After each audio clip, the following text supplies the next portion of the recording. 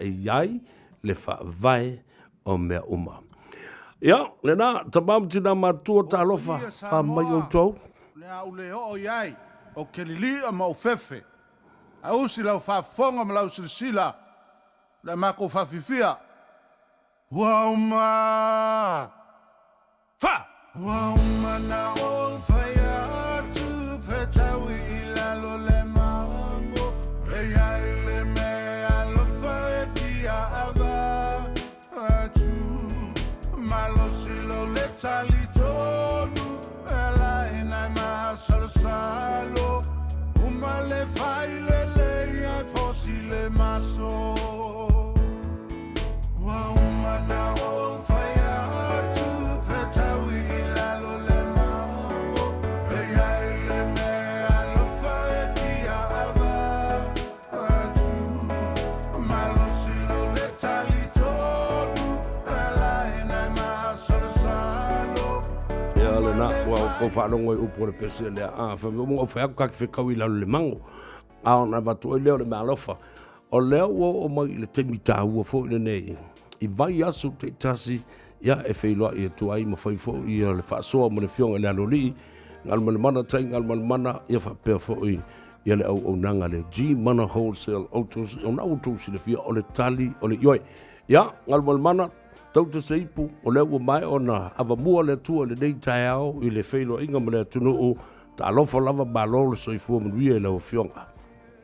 Whaptai la pionga Savea, whaptai, vai dia le le nei foi tūla le aso, mahalo foi le tau watai la fionga i nei tūla, ia mai se foi le whafonga tapua i Samoa, tātou wheloi foi lungo pe au le ea pe ona masani ai, ia wauli tai tasi le tātou pokalame le Tanoa Ava pe ona masani ai, whaptai tere lava le tali eino o tātou whaatanoanga i lunga o le tātou telefoni. Taimi nei po le tātou Radio Samoa, toi whatalo patuai, Savea malpaia malo Samoa? Malo whaftai lau fionga, malifua mai i whanua le nei tai hau fau. Ia, nā mai le lava i aso e lau fionga. Ia, saunoina lau fionga Savea, whai lava po si pisi o le tātou weekend sa iai, moni lava sa i poi pofuanga poi tā whapena o nā ngai atu iai le weekend. Ia o tele i nei le tātou weekend atoa, mai la wharai le seipa ia lava le songa fua, ia o tūlanga māsani lava peona i le tātou au nanga i o lea tā manuia mea uma, ma le pisi poi na iai. O le taimile nei, te masalo a whapeo whaponga mai lunga o le tātou Facebook, ai mai se foi ia silasila mai a tātou live o iai. Wa matwai poloka lava le tātou tai voi peona māsani iai, i le pisi ma le tumo i lātou, e le ngata e lātou loa ngai mai le tātou finance, foi leo tā ua mawale so soani pa whai wasiringa i teu lau sa i leha. Ia, mai se foi tono la tātou lava foi lo toa i le tūlanga o lo whapena ona, ia, tūlau lava, o le tau lava vea mai a tātou tā vale, o taimi nei. Ai, o le tūlanga nā ma le vainga nā, le pionga Savea le pena, ia le tātou lo toa nei tūlanga? Malo whaftai, o le hale vave fo i le toi whaatumu e lo toa pe whapeo, o se vai aso le leile nei i lau silisila atu i le halu lava o le pisinisi ma le atinae, ma lo iei le mana onga o tangata, o le hale vave mwhai ona toi whaatumu me lo toa. Mana ia whapsili, te whai whate ta inga pein whafonga ia tātou piki apu o le tāwale pito skiri nā o na alumia le taimi nei o a tātou Four Rangers. O le tūlanga tai iai vai taimia se atu nei mai a tāwale 5 pe ono o a tātou piki apu. E toi tau whātalitali reisi boka pe ona masani ai o le taimile nei talu mai o na tai iai foi a tūlanga. Mana tua foi o a tātou supplier te le whapea o na o nei a tātou, o le fo i whapea nāna te tupa e tinisi o aunanga. O le tūlanga lai a tātou peke a pultaimi nei, wa matua i whaatele ina le tele o tātou tāwale, wa tāpena ina mai lea le tātou supplier. Lona winga i pena se whapteningia lau fionga, ia whaate tainga mai aso le te atu nei tu sa male 5 na o ai le taitaia na ila le tātou tātou stock pe ona iai ia pe folan fata tano foi mastasi o pulenga te tasi o le pule o le sunga ia kaken le aso tofi ia na matel tani ai wa uma tulanga le o mafemisa ai o ia velta vale o foi le lava stock al time nei ia o matwai lava to le stock be vai luina mo ba ua ma vai fa pena ia pe o le sitali atu na ile la ufionga wa matua I lava ta pena lava le tato nanga ma matulanga pe ona ia tato tavale malo faftai lo no winga o le te vai tu tau fio lolo ale mata ngo fio le tala le tau ele o malulu tele lo no winga fo na ta pena lo fio ngo ma finga winga a wale fo tau mafa fio fiango le nei aso pe o masani ai a pena ta ua pa lo e te sila mai a pa pe fo na fa mo me tato pasa launa a mai le tato pasa tanong bi na mai fo lo la na lo so trai lunga le tato Facebook le chimana e moli ma winai le se sa fa talanga ia o ne ili mataitaina o lo fa pena na lu pele tato papakiu tulanga mas ni lava bo tato so tu fa fine foi fa tal nei so fuanga in nei vai tau so fuanga ia la to ba pia mai lava foi tato papakiu a wali talinga sua leo ia o li matai o pe na masani ia sto nai o lo fa o pela tato tu na malo adu for time nei tato papakiu e uma lava le o lo fa pena na lu pela o fa ngal venga pe foi na fa fonga mai tu aso le tato patalanoanga o le tato whaili na le tato live panel chi mana ia o lo whawhia pe no ta ua o lo live po ilunga le tato Facebook mal whalalo Savea? Malo whawtai. Ile tūlanga leo le whinga mea lofa le nā, ele ngate le lua afe, au lea fo i o lo whaulawa pea o na ave e lau fionga ma visosoani e whatiti ele ta vale anga i Samoa, o le sa ulawa lea? O le vai tau le nei pe la man fia fia tulanga pe na yel tatu malu Samoa ye le tio yes fa talanga mai fa pena ona e le man manunga ai o tulanga yai talu lava ona fa talia po fe tulanga yai o lo ta fia tatu nga venga mo Samoa o ye inicio o paula val tulanga lo ye lo fa tawala tu ta vale de sa fa tino tu nei ia ai na tulanga la o le tongi o le pa sesio le pa a fa pe fa ta wina la ta vale e na mo maunicio ainga o lo fa pena fa tawala ta vale abe Samoa e lo mamao tu lava ia na le tongina lava le pasese o le va o lo fa pena no uto so soni ia le tongina o le tato a pasese o le va ai o tato tiu te pena masani ia o lo ta fiel taimi nei o no o lo ia lava fo ile lo motu mai a tato ngal venga mai Samoa mal fa lo sabe ma lo fa tele lava ile fo I fa mamla mai no le mta upule ya se mautu le lei ia tulanga o fainga malo ia ona fa pena fo le ona toi fa wau ma fa la wi do fo le tunu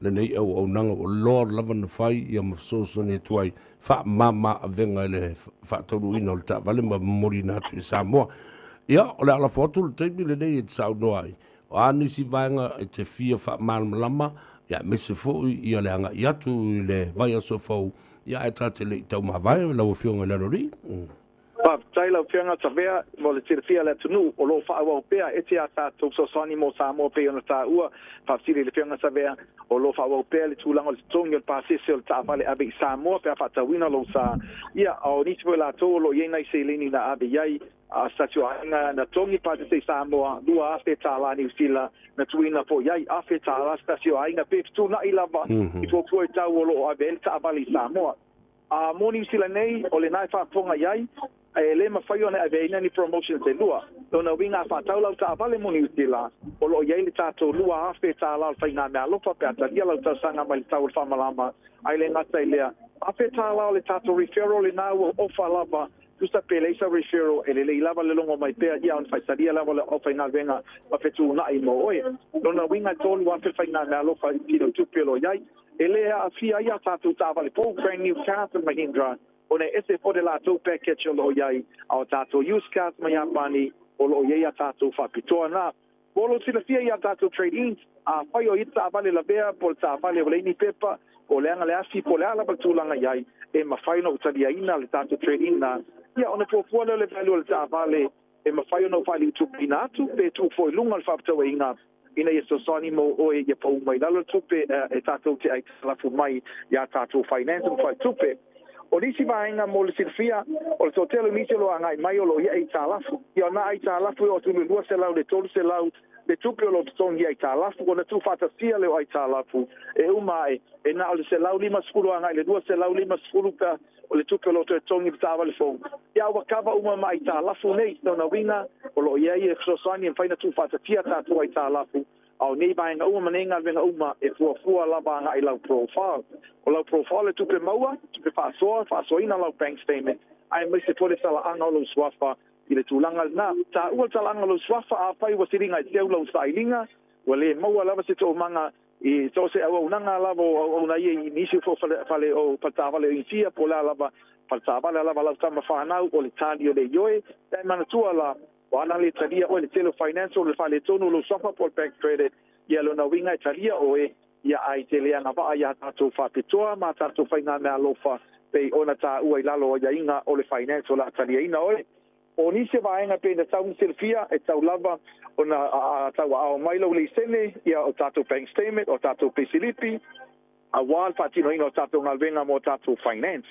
o nisi vaenga molo silfia o tele na una ia tatu piki apu te fifidi mai ai telo inicio la toba trading mai la tita valele umana toni ia ave tua la tu piki apu pe na ina tatu for Rangers o Toyota Hilux ia o tatu bands de tele pe na it's full no for su fanu for o Toyota Hiace ia ai mai se foi le tele la vos podcast po alum fanau SUV mo tatu matua ia po Argentina na tunu e te fili mai ai le pelo su mai le tatu office le tua balu Atkinson Avenue lo sul balu Atkinson Avenue ne o tau o le tu ban tolu la Atkinson Avenue ma Princess Street o lo yaise moli ia moli de na le situ wala Pampensini o le Perfect King ia le situ wala o lo ile tau tua fata pa ala o nanga ali chimana wala mai tatu telefoni o le lua fitu ono e baiba lua fitu ono e baiba ia po le lua fitu ofa o lua fitu ofa o lua fitu dal north fatua ya Rosita da mai tai nere lima po le talia BJ o le tatu au fainga venga ai le ngata ilea ia ele leila va folo bala mai te au ia mo wai fatali a tonu molo efia o bainga na le tatu tautua alo fiona Savea le so foi a mataita alonga le tatu Auckland Samoa ia fa manu atu de alo fai ba foi o taitati uma makalapu pe ona tapena ina ia mai foi a lo ye tatu tautua tatu nanga ba fa alo Savea ia manuia le nei aso apena fa tau songa Samoa soifua ia Alo fa tai fa soifua lo fionga ia fa baduia tu fo i tu ma faiva o to toyo le nei aso soifua ia le na le fionga le no li ngal mana tai ngal mana o tele tau sanga o whaatino le nei au nanga ngā ioi mai i lalo le whaamaluanisi tangata se ia o mai lava ina tuto tasi o ia mawhili lava lana ia fo i tima mai latou na te whaatua tua ina ia le ala o luas fulmon tupu tau sanga o le au ranga ma le tautua le G mana wholesale autos o le talibo o le ioi malangala ia le luas fuma le valu Atkinson Avenue ona malai le na le niva mpuni ala vaa o tahuhu ia fatasi fo i malenatu telefoni lua fitu o fa o lua fitu o fa o lua fitu o laso le nei o le aso le fifia ma le aso tatu te o le atatala i fo i male tatu leina tatu tala noa le nganga fifia le nganga malamalama salpalau vale salfa i pusa fatalo fatu inai tamam tina matutua bi o toa nei o paanga ia lo favorite e vili mai e le fieta no fo le lunga le ea na pauala tutala fatalo fatu Savea mori tu fo ia lo faanga ma faamnianga te talo atu mo oema ia malau ngalwengal nei aso le melena e le fingo fie ia tia mai e le fatu va fo ia tia ia lau tau te talo, ma lau tau talo sanga, a o alo whaiva, le ngata iau tau whanau. Ia le ua, whao o mai lava fo, i le nā hanga le lei, ma le nā alofa, i lo nei te ngata, ma se tau ma whainga vai, na ia wha pula, ia le ngā ruenga, ia wha pena fo, i mea e tau na wha manino, mō o e te sida fia, ina e fia lea, a e le malama, e te le fia, a fai isi mata upu o ngaonga na le whetau soa ina vesi ai i a maile tala i a ai a fai e te le malamalama ma sau sao le sosa e puna ai le malamalama e te matua e le fia lava e au o soa i lau whaali ma lau le ono sai lau le lava papale ai o lau lava tala e se le manaia pe a uma na wha manino ma wha malamalama se vaenga ina i a le ai le whanonga ma le whafonga le tunu. Ia le nā, tu titi o rau te noa tu titi a fwoi umara whainga le insinia, sunga AUG mo i tātou, i ono tau whafonga mai lava lea i vāenga ese ma sila mai i vāenga ese o le lalolangi. ia o le whapena ona whatino tuai fo ia le au unanga ia ma e silsila mai mo o bamba i atu i ate oi ia le na o le neighbor yaso te le mea sa tupu i Samoa e le ngata o le vai yaso lo na tolu o feilo iai ia le fionga le tamaitai palemia ia malana fo i matanga ruenga feilo ai fo i le fionga le sui palemia ia malana fo i minsta mana matanga ruenga feilo ai fo i le matanga ruenga wa onga le fionga le minsta ia malana fo i sui minsta ia ma le vasenga o faya onga ai mai so le fionga le tapa au o le universite o le papa i ngala le atatu tunu e vai vase mato matangi le fionga ia ai ono Dr. Keroma e se le manei le mai mo le o tua e ia tau le pa ia maulunga le tunu nisi le maua la to upenga te whailangi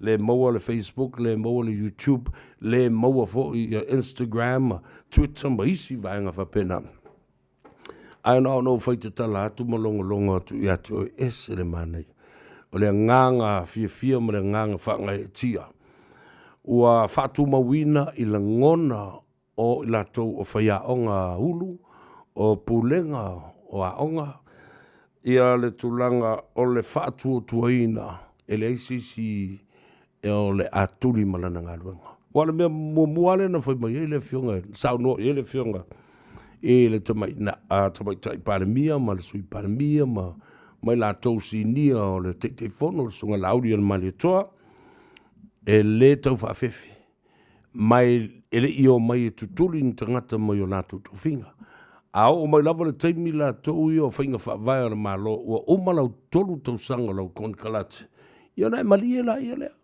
io o le ato e whaasalawina le avanoa ia matoi tui nā tu fo i le avanoa i ate oe e te toe tāru sanga ai io reapply io tu watu le avanoa le nā i ate oe ai pangalea ia e peila o le puresidi le nā o le tanga ruenga o tinama ta mai tai lewa umalan kon kalati ia lewa lafo le malo matua i le fionga le pali mi fo le malana kampineta ma le minsta wa onga o minsta o fa pea o fa malolo matuli fa malosi o ia aua nei o tatu se tia i le malu o le titai au i etua inga fa pe nei fa sanga e onga menga e onga tua inga na awa ao o le lana fa pe fo le malo ma le fionga te mai tai palmi o ia o le a faise mo di anga fa sanga i le tua ia ma le fa le anga ina o matou ingoa e tu sai ma le fai unga wa fai nei ia na le manui a le feta wa i foi fa pena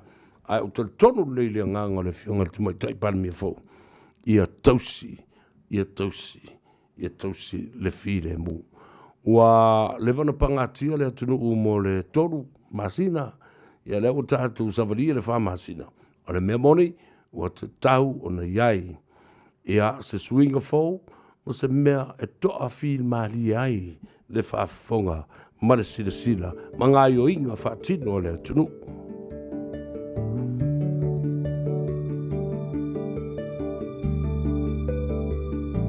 wow le pongisa fa apeo na puniti o le la wow le langi o le timu fo i le muta o fitilo na muenga o tofai maloi mata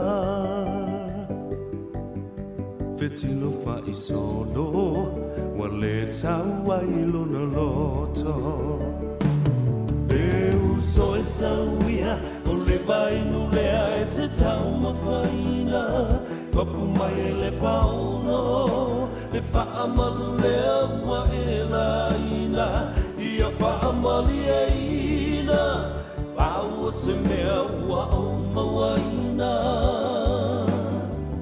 whaalango mai i lo utau au e te mapua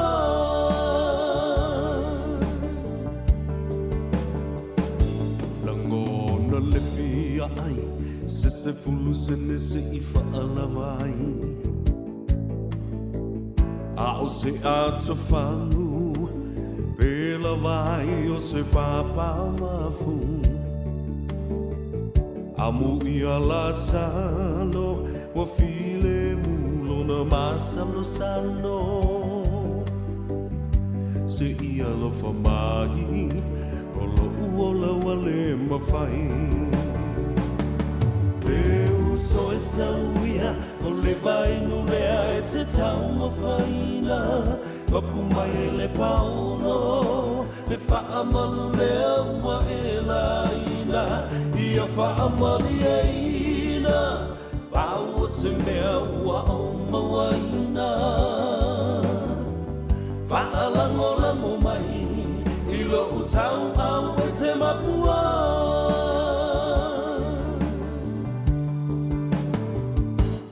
Lo fi mai mafia Wa so ai le tau langa ua pia E la foa ina O ia o se tasi e lea no whaina E masa e sae O lava lava e le taina Puno masamali Le se upu e whai mai Leu so e sauia O le vai nulea e te tau mawhaina Wapu mai e le pauno Le whaamalu lea ua e la ina Ia whaamali e ina Pau o se mea ua o mawaina Whaalango mai I lo utau au e te mapua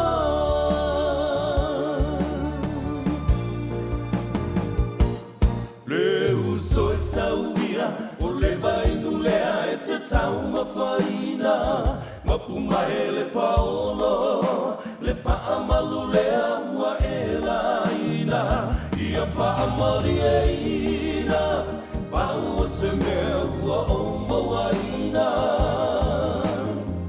Whaalango mai I lo utau au e te mapua Whaalango mai I lo utau au e te mapua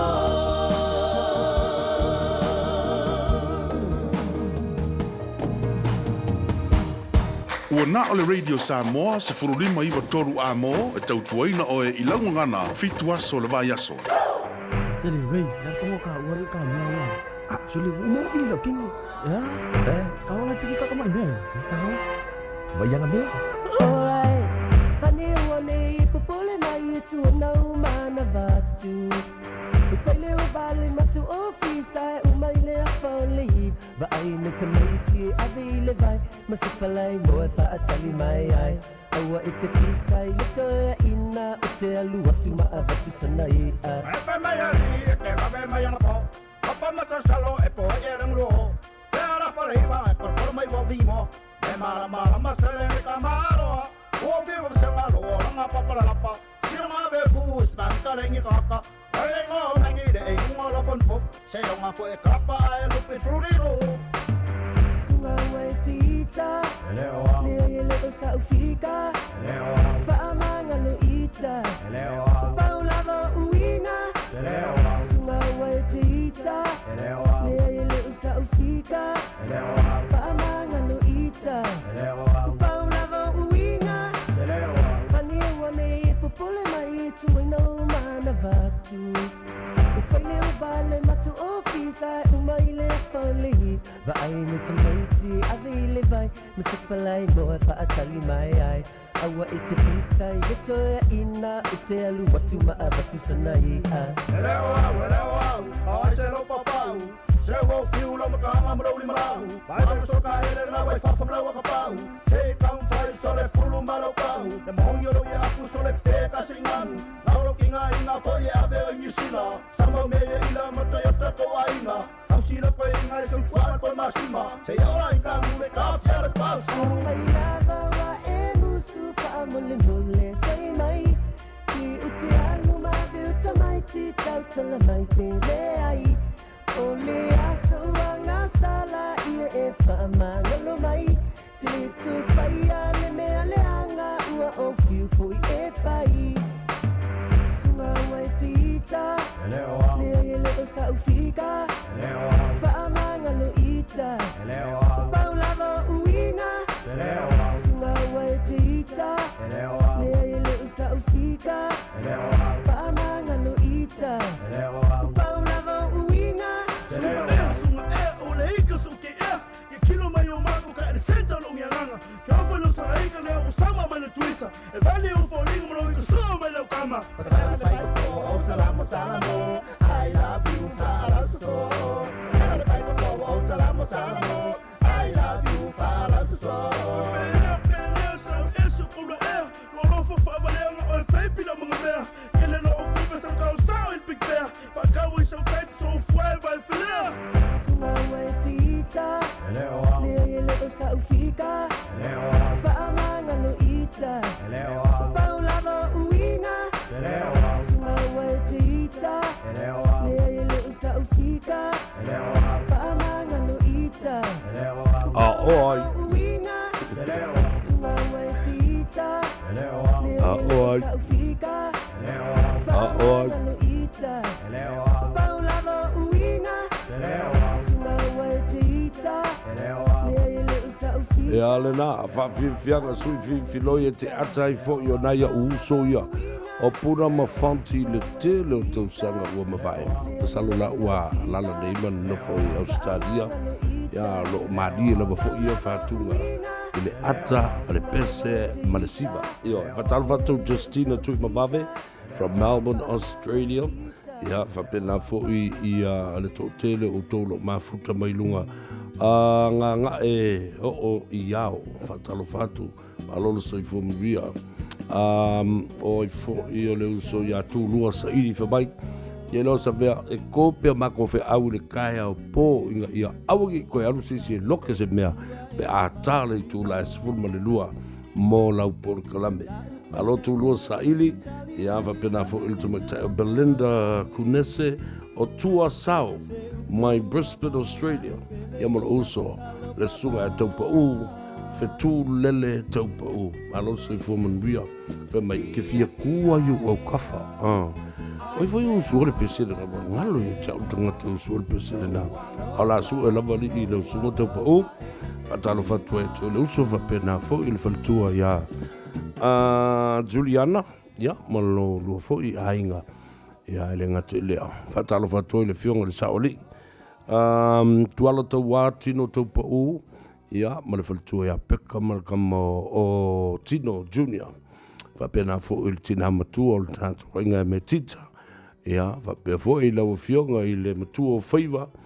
Lau whionga tulu wena. Ma reko pa lea ma le mena i tāua le whionga ia whananaoti. Ia po le whionga fo i amurianga tele a Stella. Palea, ia malo lua whale lua. Alo le soifu mnuia, me moe fo i o le a lango malu, le ngā luenga le nei aso. Nisi fo i o le a tauli o le whala, whai fo ino le langi titau, ma le langi malo fi o le atunu, le la e si lika o Samoa e mita mitai i tātou. Ia, anga le atu le tātou mitai le langi, ia ma tu malu ai fo i le, ia le au maingo le tino. Ia feto ai ma le au. Aua e te wha malo. Nanga ke wha malolo. Ia o le kaunga whe ainga o le au. So se tua inga au ala e pipi i lo patua. Po o lo vai, po o whea lava. E te matuala ngona le u o le au le na. O le au toso, o le au teu, o le au soni aso, o le au tapulu. O so se koe ngā, e le aima se au. E te toe malo lo le iai. O le au tapulu, o le au sa masani ona o ta malo lo iai. E ku kia i ala i le whaita lia le tufunga po lana. E le ono sa ia loma e wha malo mai le teimu le whako ia le tufunga i atoe. Whawai mai, puka, mana vai tonu. Whai atula ai te leo susta i mai inai tamai whatonunga. E whako loa puka. Manava tonu ai e manava mai fafuia palo ma se mea tupulo ma se whare vilavi. E ale na o tala mali e na o le ngā ruenga. E ala kari e siawa ina. Au pusa sa au puna. Talo si e le anga leo le tua. ia tali malu le au i le so whapena fo i lau fionga i le matua o whaiva ina ia mā le sausau. Belinda, kuini se walota, alole soifo mria, talo fatu le tātou por kalami, lea soa na nafi i Samoa. Mai, o tō umala walo ilungo le tātou apia fōlinga, the Radio Samoa Facebook page, ale Savea mo le Tanoa Ava ma sia whangawhau ia Teresa. Iwa wai kua wha mai maa ia Teresa ngiri kai au. Whakura me uku, pufa mai kanga mai rako mangawa. Kangu le mangawa, mai kangu ku i lalo. O whako i lalo i whia, mai i lalo le moa. Kua e se aline me kua i lo moa, o le moa e me i menga i lunga. Ia whakula ia. Ia vai, e umano. La whaingu le vai o le ola. O na tuulo le o il javale. E te malo lo le lei mai ei. E whai mo lako, e whai le buki mo lako e asia ku oe, ia lo mai. E ne nāla, Belinda, ia whatalo whatu fo i cap whaso, o Lisi T. Marshall, ia ma utu umalawa, mai pau wale o la wau ngani man whaalalo i ate oe. Nā lo tangoa press, o omi, I like it. Toi o omi mresi mea, I love it. Toi o omi lo mresi mea, I'm going to share this. Angolo share tapo kalame. I vaenga ese le tunu umale lalo langi atua. I se no, istanga te lua o wo mai. Mai masani, i marau ahinga. Ia le na. Fatalo fatu le fionga elektino po le fionga ia lupe tali a ami. Ene, Vera, malo sui fo munbia. Ia, vapena fo ile fatalo fatu ia pelota i vao ene. Ia, ma le lato vaenga umola au ave pasi ele Go Bus, Go New Zealand Bus, o ina ile pasi le anu na Eastern aluanga i Howard, o no whanga vapena tele lava o tātu tangata, lo ngā luei, fatalo fatu ile Riches Bus, ia, fatalo fatu i le Talenga, e le vai fale masiona malona tausi a Fatima, ia, fatalo fatu tātou por kalame, Riches Bus, ia i fo i nā maisi au pasi a Samoa, le Talenga tupai, malona so i fo manuia laina, ia, wautu malawa. Ia, ma se fo ia white buses fo rea mātou i Avondale, nā o Pule City i nā le fionga le sao. Ia tia, lua manu vai, fai e sea. Ia po le fionga fo i a tupuola. Ma le lātou vaenga, lo whatiruina le nā ngārewenga. A wawe taxi uma, whatalo whatu tātou proklame, ia Savea ma le Tanoa Ava, ma le tātou whangawhau i a Teresa i a te oe. Nei aso, ma le wha moe, e ke le moe lunga le rank. Ia, e moe fo i anga poe lunga le rank. Koe moe le uringa i le rank. Alu le fale. Fa malu, vai sau tau mawhitanga le lei, maua sau malo longa, ia na e tue sau e fo ila ia lea wha au huli, ia po le fiafi fo ia na nei, watalo vatu Peter li atawa, watalo vatu fo i le sunga ia Peter Poe, masiona fo i fale tua i nai Mount Ruskell, talo vatu le sunga ia Poe Pea, Pea Poe, pastor, mo le fale tua i na i O'Reilly, i mangele. Ia mara ta mamatua fo i waipu amasi ona fo i ainga ili nei tai au. Ia whapea fo i ala ta mamatua i a tolonga taua. Ia masi ona fo i ainga. Ia ona ia upaanga mana ia. Wo i whatasi mo uto umalawa. I la tau olo i ai le i au Sava Valley a Samoa. Ia North Shore. Malaisilia. Ia whapea na fo i siu tau mawhitanga. I tu atu le alau papa, ia Samoa tiae, alo, ngā lulue, ia whapea fo i si mātou vaenga. O Samoa, o le whau, Pacifica Wardens, ia whapea fo i ia me au Sava Valley umato o tele, male malolosi, a le whau, Walking Communities, pia na vea le fionga i atu li tau. Ia ma te fono, ia whapea na fo i le fionga e Fortino, Roberts, ia, ma le tuafine ia Evelina, malo, ia le tātou lau, o lo whasoso mai ai, ia tātou polokalame ma fuafuanga o ngā ioinga o le masina ma le masina. Ia, o le si mea le nau te whawhetai I te le mawhtanga lea tātou le I le whau.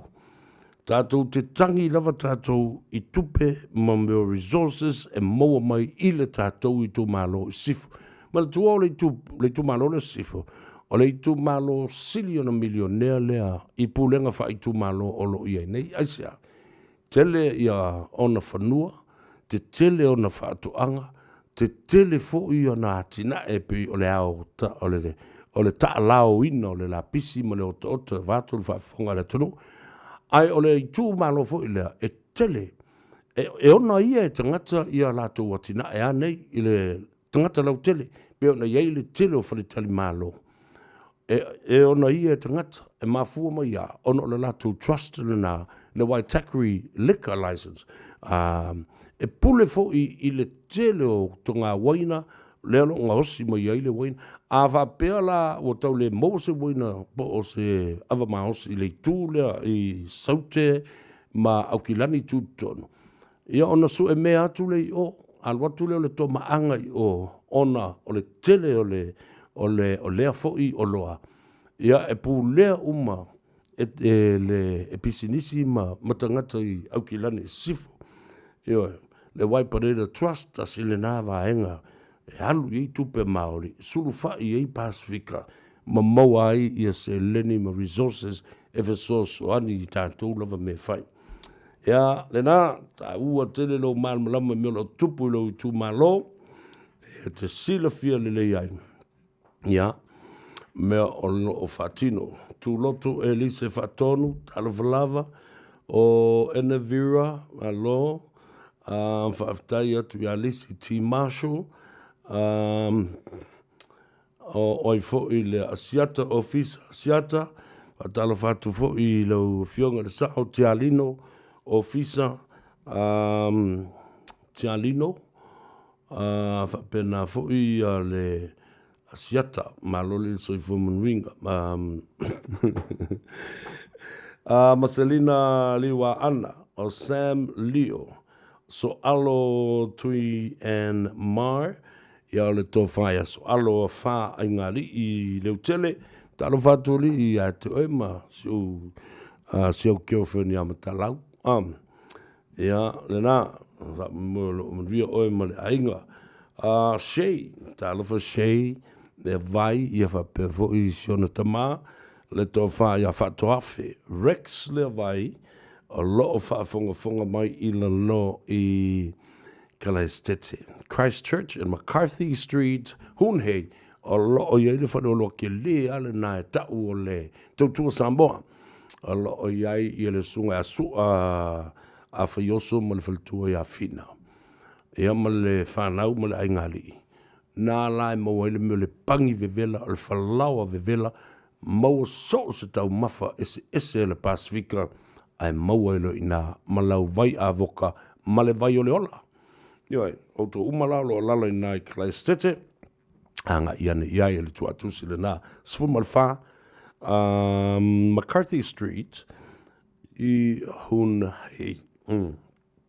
Ia, malo, sili leo wama e toto ati le ana I o tātou ainga mai le lo, I le a aio ke viso, o lo o whaalonga mai ia mawhapena whai ona tāptapu e mai. O taulunga le tātou YouTube channel, whatalo whatu leo whalawa au, ia whapea fo I Lia Tamaseu, o Taaseu, leo whalawa au Alfred Moa Whanua, Christina Teni, o Valelia Tau Tofe, o po o Tau Tofe, o Lautaro, Lautaro se kuila hola, halo. Ai, ele talia se telefone. Sharon mane whainga se to fine a lot of whaalonga mai I California. Highlands in California, whatalo whatu ia te ole to fine. Sharon mane whainga. Ala tātou o e tale pese fwoi mai, ia, o na suelo se avano tātou te tala noa tuai. Ile fionga, ia muri anga, shoesing. Ana kako si kamo mo kako New Zealand. Si va vai po ame o tupu New Zealand ile ngana Peritania.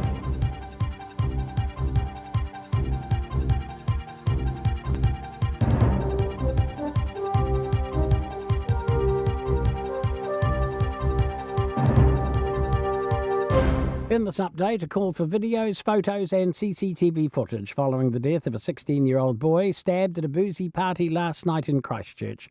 Police were called to Medbury Terrace in Fendleton at 10:30, where a large number of young people were gathered.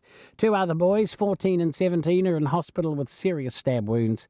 Detective Inspector Scott Anderson says there will be photos and videos of the party, and residents may have CCTV footage. Anyone with information is asked to contact police on 105 and quote Operation Medbury. Police have spoken to the person who rented the house for the party.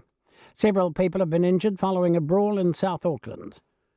Police received reports of a fight involving a number of people on Dawson Road in Clover Park at 9:30 this morning. St John Ambulance took 2 people to hospital, one in a critical condition, the other serious. Police say others were also taken to hospital, but not by ambulance. There are 6 new local cases of COVID-19 in Queensland, but none in the community while infectious. Queensland Health Minister Yvette Darth says positive cases continue to be detected in families who are in quarantine late in their 14-day cycle. She says it reinforces why it's so important anyone who's a close contact must stay home for the entire period and undertake tests. Queensland has 165 active cases. Victoria's recorded 21 new cases overnight, all linked to previously reported cases, and 11 were in quarantine during their infectious period. More than 12 million Australians are now under lockdown as the Delta strain wreaks havoc across the country. Thousands of soldiers are moving into the capital, Kabul, to help evacuate civilians, including diplomats from the Afghan city. Pentagon spokesman Admiral John Kirby says troops will continue to flow in over the next few days. I expect that by the end of the weekend, the bulk of the 3,000 that we talked about yesterday will be in place. That's news. In sport, Manu Samoa Lucy Henry Stowers is savouring his time at Canterbury ahead of their second Bunnings NPC match against Manawatu later today. Stowers is keen to secure a Super Rugby contract in New Zealand. He's appeared for the Western Force and the Brumbies in Australia in recent seasons. He says he's loving Canterbury's professional environment. Kick-off at Christchurch at 2:05 alongside Auckland and Tasman from Nelson. Hawke's Bay host Otago and Napier, 25-5. Wallabies number 8 Rob Valentini is calling on his side to fight fire with fire in the second Bledisloe Cup test against the All Blacks tonight. The tourists accept they were outplayed in the collisions in the first up loss. Returning to Eden Park, Valentini says they were put on the back foot because they didn't take it to the home side. That's sport. I'm Bruce Russell. Sorry. I'm really low malwing. Ang radio Samoa, easy the man. Radio Samoa. Taslima Ava told me.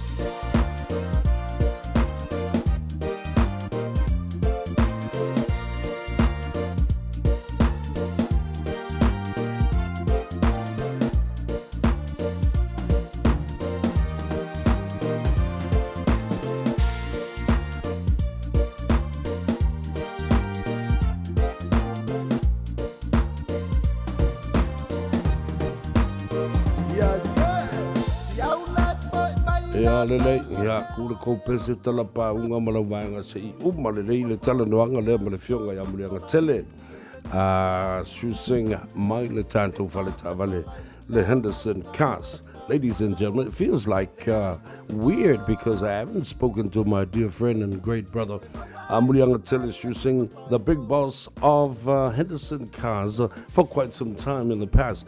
But I say talo for lava, welcome to the show. Malo soy fuela o fionga Mulianga Tele.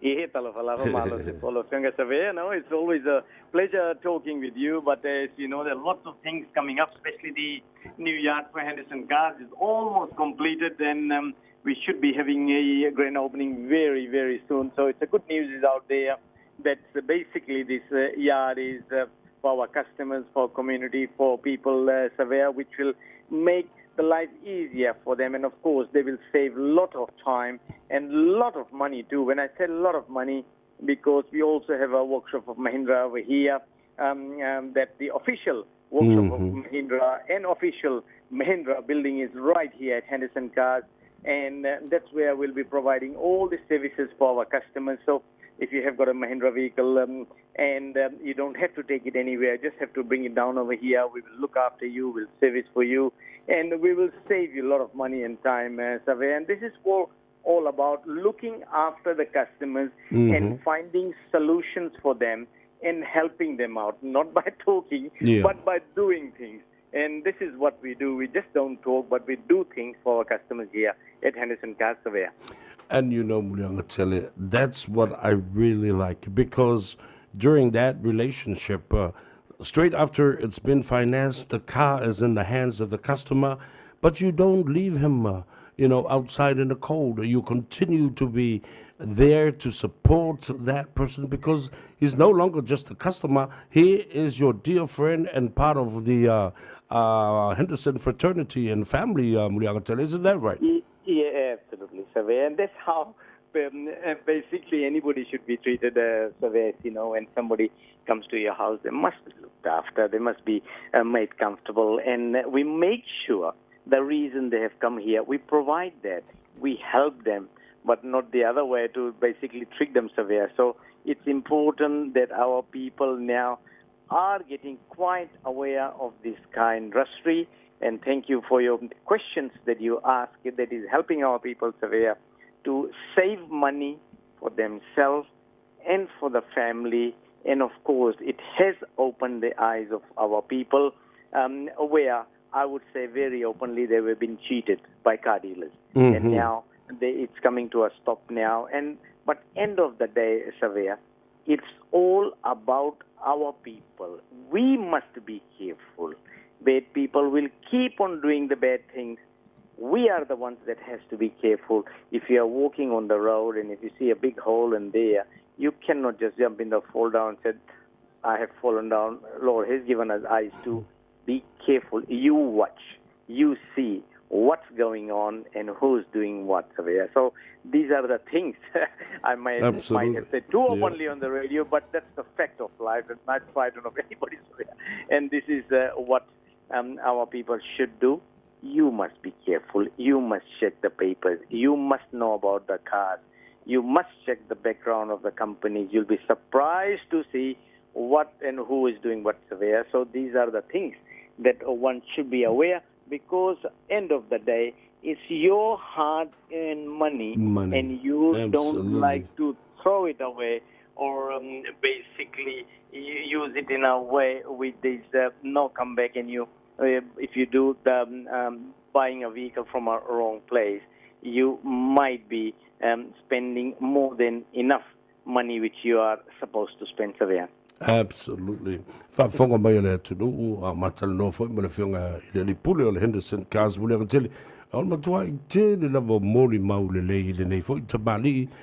Ya ma lana so ani mai le ngatala wa umanei ona fa tupe le tavale. Ona tu o le o e na o e mo le finance company te lua e feutanga I malua fa sanga le ai. A le tutua ale fionga mo le ngatele e fa wa pe lava. Now, we often talk about saving money. And not only that, at the end of 3 or 4 years, there is still life in that car that you invested in. And there's also value in that commodity, Muliangatele. Isn't that right? Well, Savea, when you're buying a vehicle, you look at in the point of an asset. Now, if you're buying a car, it's going to cost you a lot of money, and end of the day, there's nothing left after paying of before paying of the finance. The car has fallen down into pieces. Basically, you'd have been much better just renting a car. And secondly, if there's plenty of value left even after paying off the car, that means basically you have got an asset which has got some value. Basically, you have saved some money which will help you. Now, so when you look at buying a vehicle, you should be able to know whether you are buying an asset or you are buying a liability yourself. People have come looking for things like, say, the pickups, Savea. The second-hand pickups are almost the same price as the brand new pickups we sell over here. Savea, same, or actually cheaper. I can't understand just by, unfortunately, our people have fallen in love with the big mags and very colorful thing from outside. But the actual thing that runs is inside. That's the engine, Savea. That's where you check the kilometers. You'll be surprised to see that some of the cars that are sold in the market were previously ex-rental because done so many Ks, and if after 6 months they will know that they have bought something which they will be repairing it almost all the time. So, as I say, you look at the vehicle, you check the finance, you see the value of the vehicle, and you think, okay, after paying it for 4 years or 3 years or 2 years or 5 years, what will be the value of the car? I was talking to somebody who was looking at buying a vehicle from somewhere, and said, you sit down, and we had a good chat and said, okay. So he walked out that he was getting up the finance and the payments. He walked out roughly, he was paying about 65 to 70,000 on a second-hand car, including the interest and all. So I asked him, so you think you're going to buy that car from somewhere? What will be the value of the vehicle when you have finished paying the car off in 5 years? Would it be 70,000? No. Be 50,000? No. 40,000? No. 30,000? No. So about 20,000 lucky, or maybe 10,000. So basically in 5 years, you have thrown away $50,000 from your pocket. You've thrown away. You've lost it. So is that actually the kind of deal would you like to do? Then the guy said, oh my God, I never realized, he said. And, I never realized how much money we actually basically throwing it away. So he ended up buying a brand new car, which was much cheaper. The value still will be there, plenty of value after paying off the car. It still be brand new, and he really did appreciate. Now, these are the kind of things a car dealer should tell you, but why would they tell you if they're making heaps of money out of it, Savea? They will never tell you that. They'll say, this is the best car with a very big mag wheels. You'll never see any big mag wheels like this. But of course, the mag wheels doesn't drive the car. They won't tell you about the engine that drives the car. They won't tell you the kilometers what's in the car. They will not tell you how many previous owners that had in the car. No. So, please be careful of what's going on. It's our choice. We can buy anything we want at any price. Nobody's stopping it. But why you want to throw away money? Why don't you use the money in a better way? And also, that'll help you and your family if you do the right buying from the right people, Savea. Le whaafonga na le tulua matal no fo maleli pule o le company ta maleli Henderson Cars e sa o le fiunga bulianga tele. Fatau ma le poto, fatau ma fasili le mea fasili le ale me fa nga yele ta vale le kilomita yo ya o le marosi o le fi. You know, Mulianga Tele, I interviewed one of your clients last week, and she bought a car for her 18-year-old daughter, and she was just fantastic and great to talk to. Yes, Savea, that's what we do. We always tell our customers, and even for the younger generation, we give them the best possible advice that they keep your finance right, because finance is our future. In this country, everything revolves around finance, and if your finance is not good, you will be buying the same thing and paying the 3 times the price of what's supposed to pay. So just make sure you're on the right track. Also advise the younger generation, their children, that they are on the right track, because their future also lies in their hands, but you are going to hold their hand. So you make sure you hold their hand and tell them the correct way of borrowing money, and where to borrow and how to borrow and what to do, what not to do, because you've already had the experience of getting, and maybe it's too late for you to come back, but at least you can help the younger ones and help them out for their better living. All right, let's do the numbers, my brother. Yes, Savea, 194 Cavendish Drive, Manukau City. 194 Cavendish Drive, Manukau City. 0800 711 711. That's my direct line. You can call us anytime. 0800 711 711. There's plenty of chicken in what they have. It's a sauce today. That sounds yummy. Yes, plenty of food here. If you're passing by, don't have to buy a car. Take some home with rice. It's all free. And of course, not forgetting, together with the cash gift we're giving, we're also giving away plenty of groceries, which is like Pacific corned beef, the Tayo tin fish, we got that sunrise rice, we got the Tara coconut cream, we got biscuit, we got plenty of things that we're giving away. We'll fill up your vehicle when you drive your new car away from Henderson Cars Savea. Thank you so much, my brother, for sharing the time with me while our listeners are listening and our Henderson Car fraternity and family around Auckland, around this country.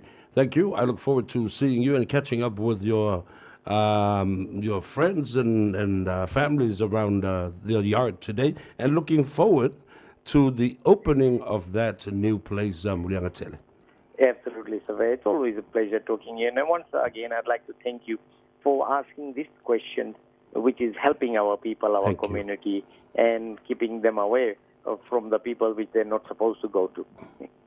Thank you, sir. Have a great day, and I'll talk to you soon.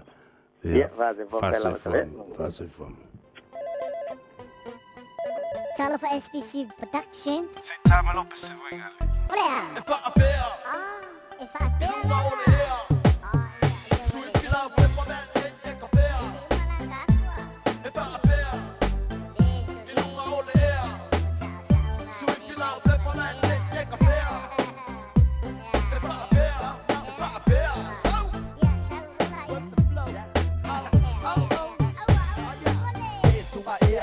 Sa musika nga mole malo pipo e mama pa upu e ko ulu ayo ngifo ai mangingo e ko se wa uma o ngala pu sengi upule te kawi a o nge kangaka se a wa fua e ke paya au au ma ke I waka ka e pa a te o pela ku I pe le be speaker a inga a se ma e o ke le kea pe a pa a pe o le mako a inga e le ngi mea a mu ia ya mama I ko manga mas pa usea e fu ala ba ka se ia lea iluma o lea sweet pilau peppermint e kofea e whaapea ilunga o lea sweet pilau peppermint e kofea e whaapea I sele mamangwa lau songai e musa pusa apape e musa pusa masi makaya ilunga le pasi se e nou kango ngai ti whamangifi e lokai si whamakawhi le kautalaiki ya e naisi ai mai e maua ingi pusa o kala whamalole fika sa o mai pula mai o maka le ase kala au ke meisi mai lau kala ai le pola moku mena ngoko ai le maa se pasi mai le polo bea whai wa e sela sulu lo ulu bea whai wa e ewa I mai moa mai e se I wha fia fia ka wai ki Samoa wha a ewa musika you got it I lunga o le ea right over there sweet pilau peppermint e kofea e whaapea you got it I lunga o le ea right over there sweet pilau peppermint e kofea e whaapea Siwa moto o le la I te tonu o a pia Sama vali ka makenge fo I mane fia fia Ulima makala kana ngoe Sili lava no ta atu nu upele Samoa E kuoni lava oe isi au whangu pia Ma I kai au le like mawa I no fia fia I pule lava oe bro I no fili fili Na musika Samoa E whai ei au fika Mira, fika mai ika Fika mai sip masianga musika Ai awa eke vavenge ike iwa engengo Wala le na Whaapea nga Whaapea You gotta go Ilunga o le ea right over there sweet pilau peppermint e kofea e whaapea you gotta go Ilunga o le ea right over there sweet pilau peppermint e kofea e whaapea Samoan style, I feel the breeze while the sunshine shine, the tropical flow hitting on the radio. MC Spice, Puna, and you know Mr. Sip, so this the LOC. Second toke of this smoke, but take it easy, you might choke. Hide your eyes, ooh, so look out for 5-0. They be creeping up, yo. In the club, rubber dubs, who show me some love. It's like this, the two-step, but this a SPC production straight from Samoa. You suckers ain't see nothing. Yeah, let's go. Come on. We gon' get down like this to the early crack of dawn. Let's do this like Brutus. Haha, Spice, you crazy, yo. Here we gotta go. Ilunga o le ea right over there sweet pilau peppermint e kofea e whaapea Here we gotta go. Ilunga o le ea right over there sweet pilau peppermint e kofea e whaapea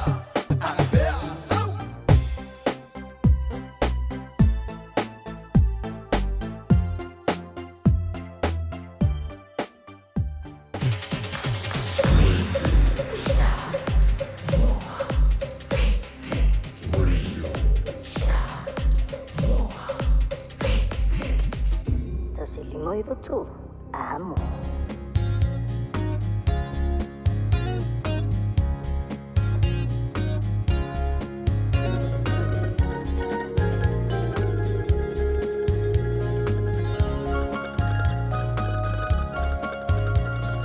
Long ago, I used to know where love was found, a place in the sun.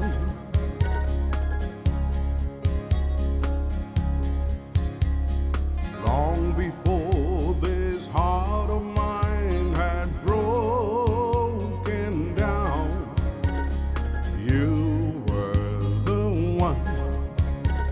But now you're a lonely memory. My heartache won't ever end.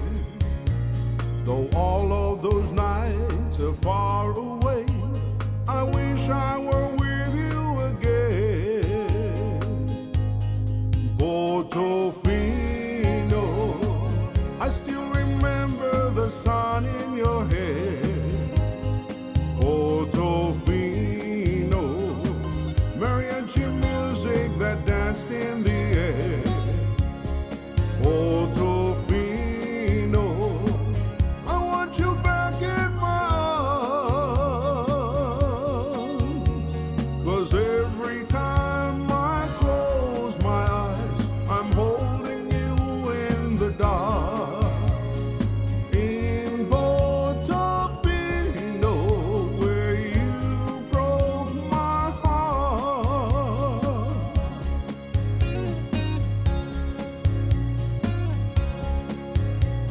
I think of your face and still it can take my breath away. After so long,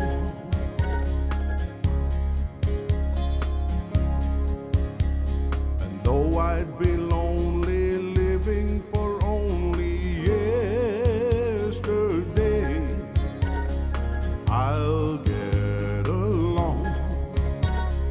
Now you're a faded memory. My heartache won't ever end. This unforgotten melody keeps playing over and over again. Portofino, I still remember the sun in your hair. Portofino, mariachi music that danced in the air. Portofino, I want you back in my arms. 'Cause every time I close my eyes, I'm holding you in the dark. In Portofino, where you broke my heart. In Portofino, where you broke my heart. E ole no whanga Portofino se mea Italy po i nā fu I Mexico. E ngā sola I le kengere aki I lau kama. O tui lewa si I Tom ai ono whatalo whatu I atu ele uso. I Australia I Melbourne. I po Sydney fo le nā ua move ai I le au ainga. I le lava manatua oe mana I au fo I whatu whatunga o musika e wha fia ai I le atunu. O le ua awhatonu lava le tū la e tasi. O le tau mawhai atu se awanoa. Mawai se wsota inga male uso I a mani. Ia mai lātou lo ngā lulu e matau tuaina. Le pa ia maulunga o le tātou tunu u. In le car for you. Mana tua fo le car for you. Walua ia lātou loto a te tele I ua tuu whatasi o le lua se lau I vasfo ma le valu. Whatasi e ma le tolu se lau. Great South Road I Manrewa. Le car for you le nā. Maua fo I mana lātou numero ai leise togi. O valu se lau lulu fitu wha iwa ono valu. O valu se lau lulu fitu wha iwa ono valu. Le so vava ai aku le pese le vala so me aka me ki se Savea fa mo mole si kai fa le pese la ukama nga le olanga Savea fa tu le lei a fa le mena tu te mana o le a fai alo fa tu mo fa le paulima seko From Melbourne in Australia, man, I was 5 le lako lockdown la tau. O Puatua, Tinosi, Sua Peterica, Vapena fo ia Ata Talele, o Sene, Jarrell, Kuata Sene, o Mata Mika, Vapena fo ia auto umolo mfai, Alofa Neria, Fatalofatu, Lui Kunwayu, o Oina Yuso ni Talofai, Se Tema Finai, o Pola Vili, Malia Toa, my California, Long Beach in California, o Fatu Tusangi, yeah, Maloli, if after la foot mafuta mai. That's all I want you to do is please press the like button, press I love it, and then please share our program with all our friends and families around the world. Ole vai so na se vai tu nei, ole so fa no fo le na ile tai au le sto na ile na mai tu nei. Na la vea ia se ta vale nai in Chicago le fa solo tu le Dunedin. Ia ma malili waini tupulanga talavou. Ni le Itale ni tele se to tolu. Sfulu ono, sfulu lima, ma sfulu ma fitu. Ia, e pela una fulava. Ai le mfaina ngalo ia te alu ma taupulea. Ina ia longo i pea ia o tātou ainga mo tātou matua. Ina ia wha manatu pea le meo le tā ua o le meo le tā vale. Mai o le tā vale foi, o se a upenga matautia. E o mai ei le oti. Tātou whaata mala le ngata leo ni lei sene lua o na nāma whea vea i le tā vale. Tolu, o le sawa wa o mea umana le na mai li poti o leo le vasan se mwatu nei. Sawa le tā vale. O le mwhai ona control le speed o le tā vale. Ona nā le tupulanga talavou talo fai. Mana tualai mga ala nei, o off-road countryside. E se amasalo e vai aso a koa, e pule ia o e whelelei solo ia o ka avalinga. Awa e te lewa aise leo. You hardly see, police or men and people of authority in terms of uniforms and cops and policemen around there. Because of the isolation of the area, that's why policemen really don't come out to the outskirts and these rural areas. But this is where the danger is, because our children that live out in the rural area really do think that they don't have police that come out, now and then. Like every 2 weeks or once a month, a police will come out. As you see, le foi matau avatu le ngana Peritania. Awana I wha pea wau tauno nofo I tu atu I masi, tauno nofo I tu atu nisi o whaatuanga, se asa au tau wawa aini leo. Ono tau pure sa loto ai lea, I le sao lau ta vale I mga ala I tu atu ina. Please, o tātou tupulanga talavau e pele ma onga lo la tu tā ua. Awa o tātou watina e malo tātou lumana I ma whaamrianga uma o le taita inga o tātou communities e whaanangolango I tupulanga talavau nei. Ai a whaila o le vave o le whioki o kupulanga nei o tātou o nisi o te tai mua tai au e le ngata le sawa o le mawhaina control ta vale o le mawhaina control le tūlanga o le ava malosi o le mawhaina control fo I lava le tūlanga o menei o whala au whaasaina. Na o se tangi e tūlava ma tātā longo ma se whau I le tō telo nei o tātou ainga I mātua ina ia tautua nā. O se tala sili nana whaano no I tau I le vaiasono se ima mātu nei I le tō tolu o I lātou. Tūpulang tala. Awha mea le tāle nia I o tamiti nei e tō tolu.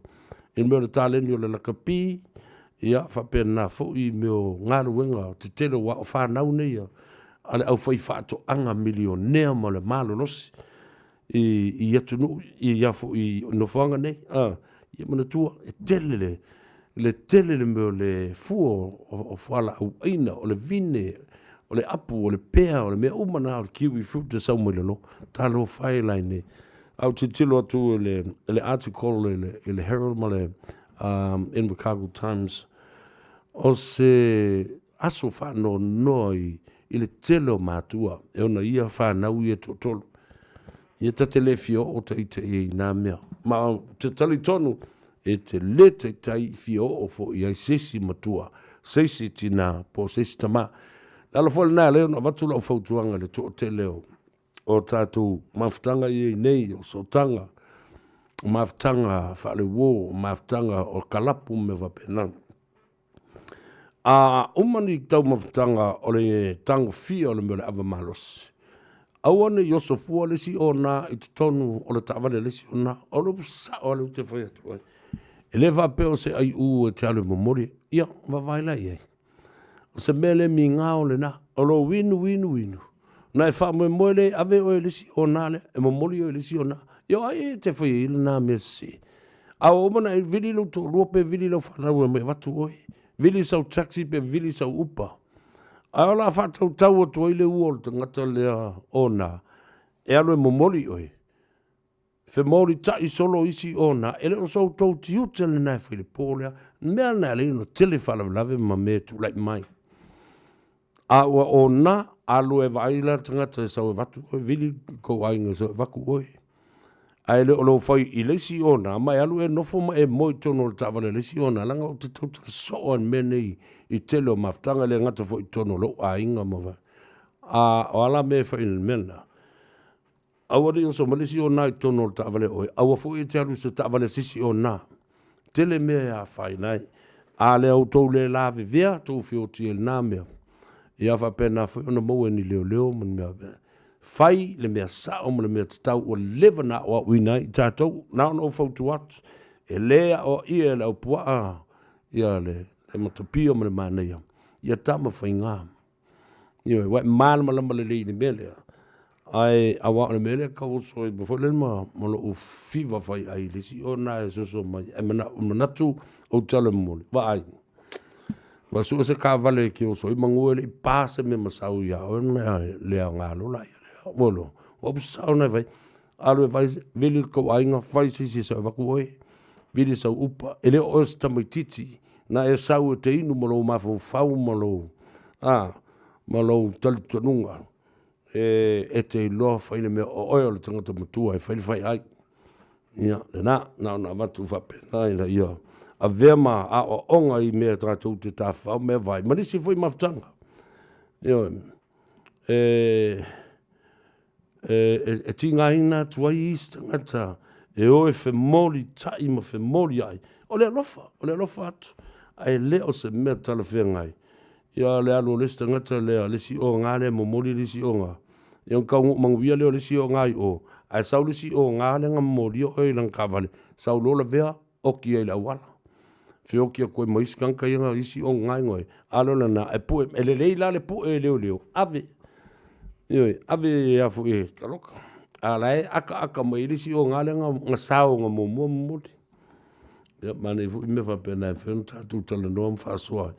Whālau tele mai e le tunu u ia. Ai, o mōmu onga le lei nā, ma mawhawhonga ma mori i le iurungali i e tolu le ma liu maita maiti e tolu mai le no. Mana tua fo i nā mātua, ma mana tua fo i a tātou tālusanga. Ia tātou tūpulanga tala vau. Souvenir foa, malota i fo manuia. Rhonda Wright o le fautele Katerina Marina. Tala whatu ia te oel tua whine. Mai o lei lungo le au wala. Ia le lei, whamanu atu ia te oe. Ia ma leu tō fwoi au fwoi ngā ruenga. Le Vision West Healthcare. Ia ki lani sifo. Maro Peter Stowers. Ua kuai foi la usu a pida ngi kai au Erika mo oi fatala fatu tu fine Helen Alo ulunga ono fa pena foi le tu fine a Lucia so from Sydney ia masiona foi a inga e le nei foi a oli fatala fatu la usu ia Fetty Harder ia fa pena foi lo tu fine a Loma Linda ia mo le no fa alo ina I Theatre to Self ma lo nga lu le nei aso Malofo I tuta mawhiwa sa whenga iai. Sione Amen, watching from Alexander in Central Otago. Tala whantu malolo sa I whamunuia. Western Australia, leo te wawatu o mafuta mai Helen, Epenesa and Fau Iakopo, mai Tutuila, America Samoa. Fatalo fatu, malo le se fu manuia ia te utou, oe o lo o I manua. Oi dea, talo fae, taifuna nai le musu, tau amiti, o lo o ma futa mai Melbourne, I Australia, fatalo fatu fo il telenga mulio. Andrew, ia, ma sio la tu fo I mafutanga, Melbourne, o leo so afsai ia ti Penny Oliver. Tui pele hake, ia male faltua ia tu male ainga, talo fatu tatu por kalame I le so. O si vansia, talo fatu nai tina matutua ia, tina matua ia fauta, ia male tama o Philly, ia fa pefo I telenga o pa au I Nigel Innes, tina ia Pele Paddington, ia fa pena fo tina ia talaleu I Pam Bua, ia mautu malavo tina matutua o le tino. Vau si tina feo lolo le ia Olive I Coronation Road, ia masiona fo ia inga. Ia o le tina feo lolo ili matua tele tina, au le tele tina tele ofa, ia ma na yo na uso fo, ia masio latu a inga malatua ngane. Ia Andrew, ia antelu inga telea. Te motu wei, alo lava le, so I fo manuia. Ia mamle mafuta mai fo. Lea sona nafi o le matautia yo le fatalanoina. O le fionga oi o le aso tofi. Le fatalanoanga o le fionga le tumaita I pale mia. A sa wai ma le whaitionga mai le Savea ma minstao tupe. I le pae inga le na te atunei le tō whai a sili epa. Sa wai ma lana whatonunga whamai. E ai le whaanoanoanga tele lava. I le tapena ina o le tala o le tupe ma le tala utu o le tupe.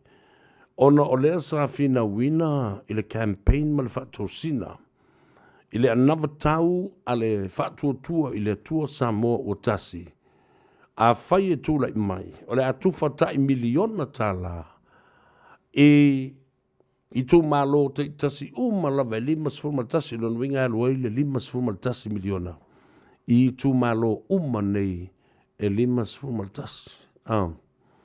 Ia. O le ala la le na. O le ua whai mai nei.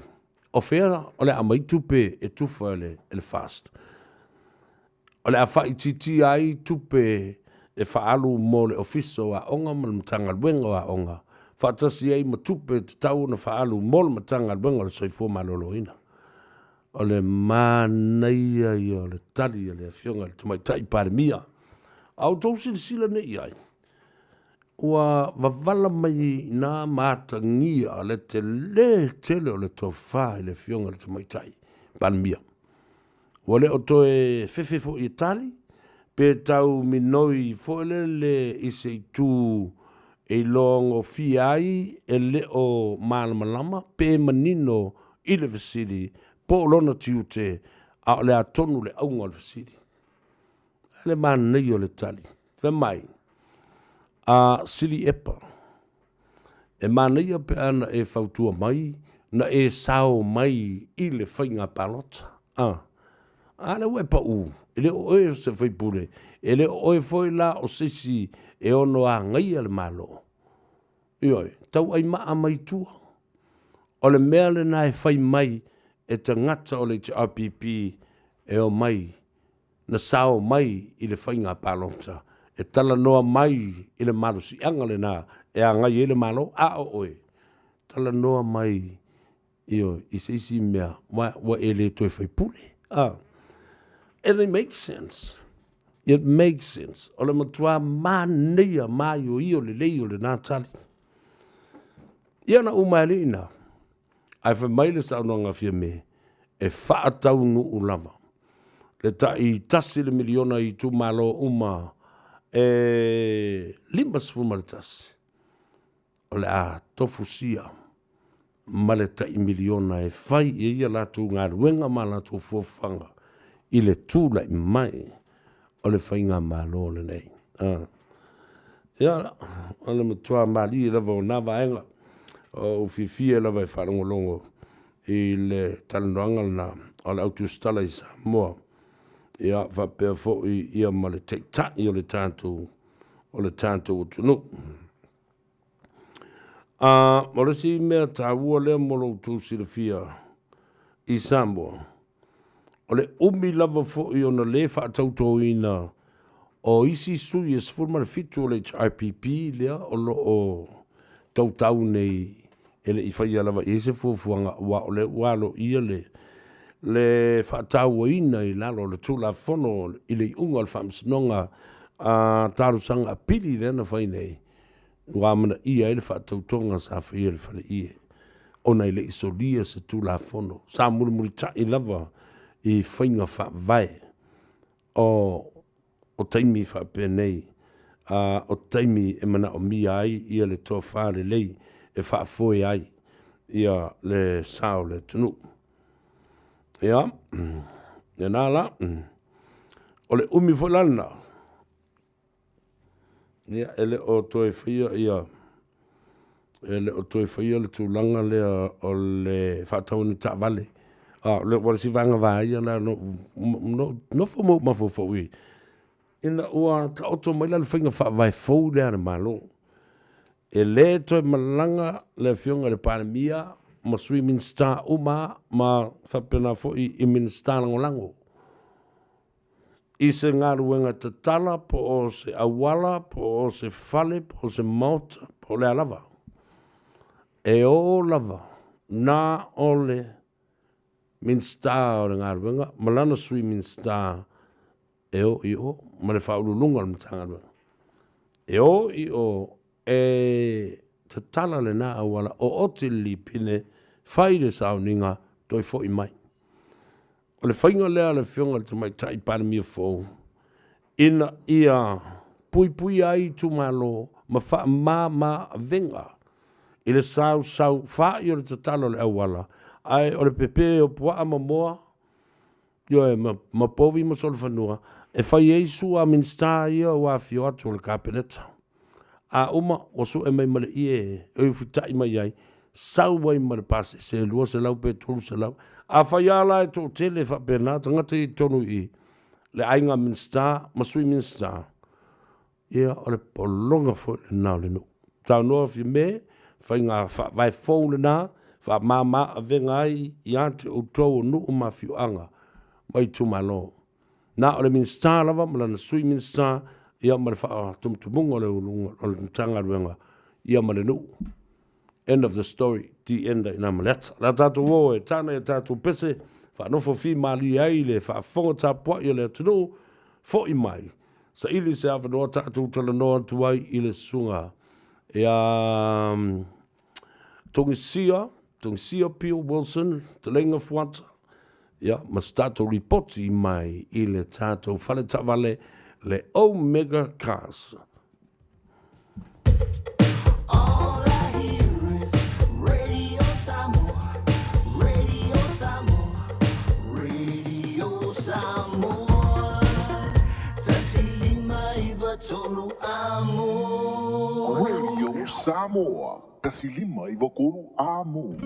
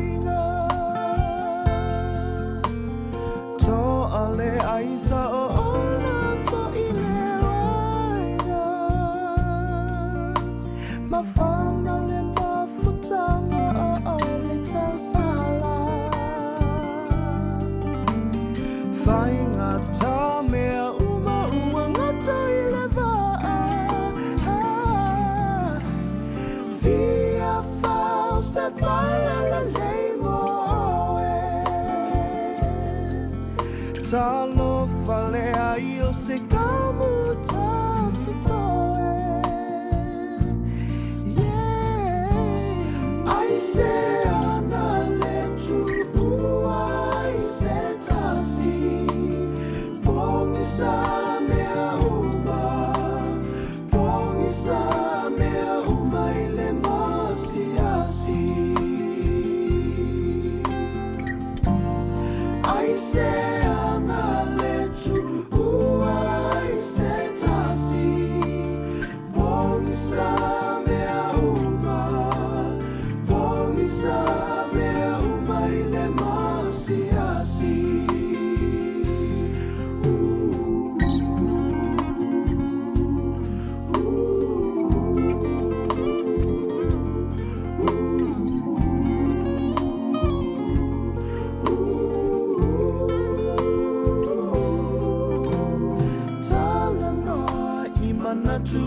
samavana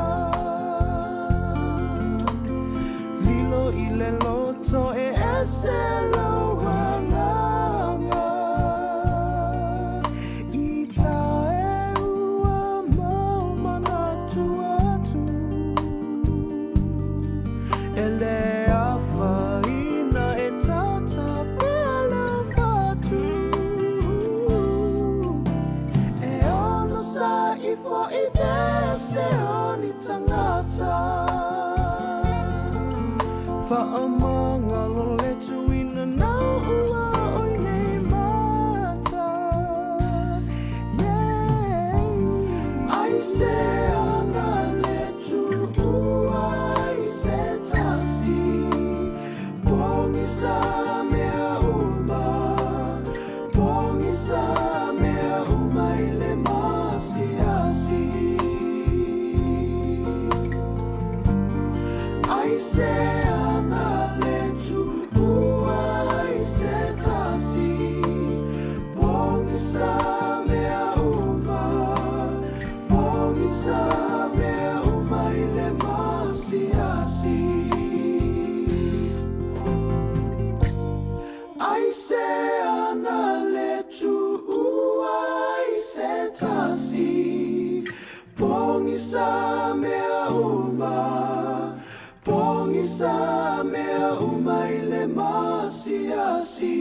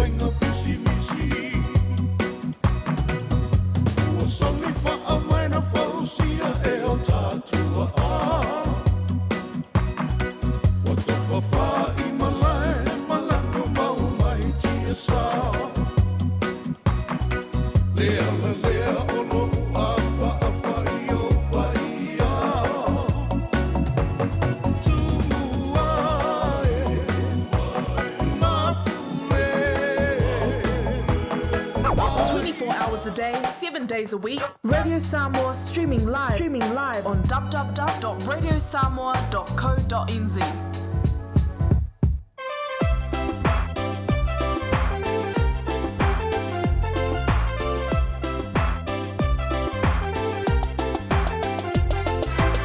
Alonga mai o ele tamai tai o le fia babe anu ele fale. Se musu atu lo talinga se manuele I fai sa una fongatane. Ma ole na sole, kula mai e mole, o le fia wha alongo I mātua. Wa wala a watua I le whātanuna ai tali mai I le pātua. Wa wala a watua I le whātanuna ai tali mai I le pātua. Upu ora tūsi, e wha leva leva ma uki. A sora usefua, me a e usita I matua. Upu manu le tūsi, wha leva leva ma uki. Foa ina mai e wha au popo I lon soifua. Foa ina mai e wha au popo I lon soifua.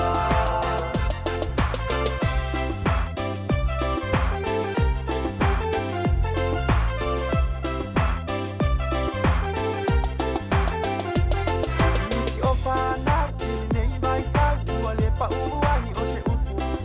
Wa o tangi atu e nai mātua ai o sto mai mapei au fusu. Le ai se usitai o le whaalongo loko tau talai le sipa ia. Wana o le vale e luai mai I longa ngutu mea le manuia. Wana o le vale e luai mai I longa ngutu mea le manuia. Upu ora tūsi, e whaaleva leva ma uki. A sora usefua, me a e usitai matua. Upu manu le tūsi, e whaaleva leva ma uki. Foa ina mai e wha au popo I lon soifua. Foa ina mai e wha au popo I lon soifua.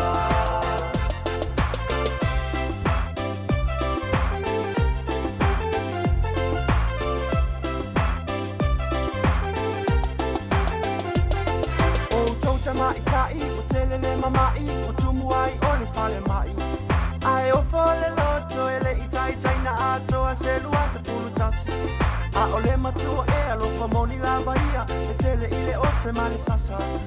A wa o le tautala I titi, e safala I titi ai o le olanga. A wa o le tautala I titi, e safala I titi ai o le olanga. Upu ora tūsi, e wha leva leva ma uki. A sora usefua, me a e usita I matua. Upu manu le tūsi.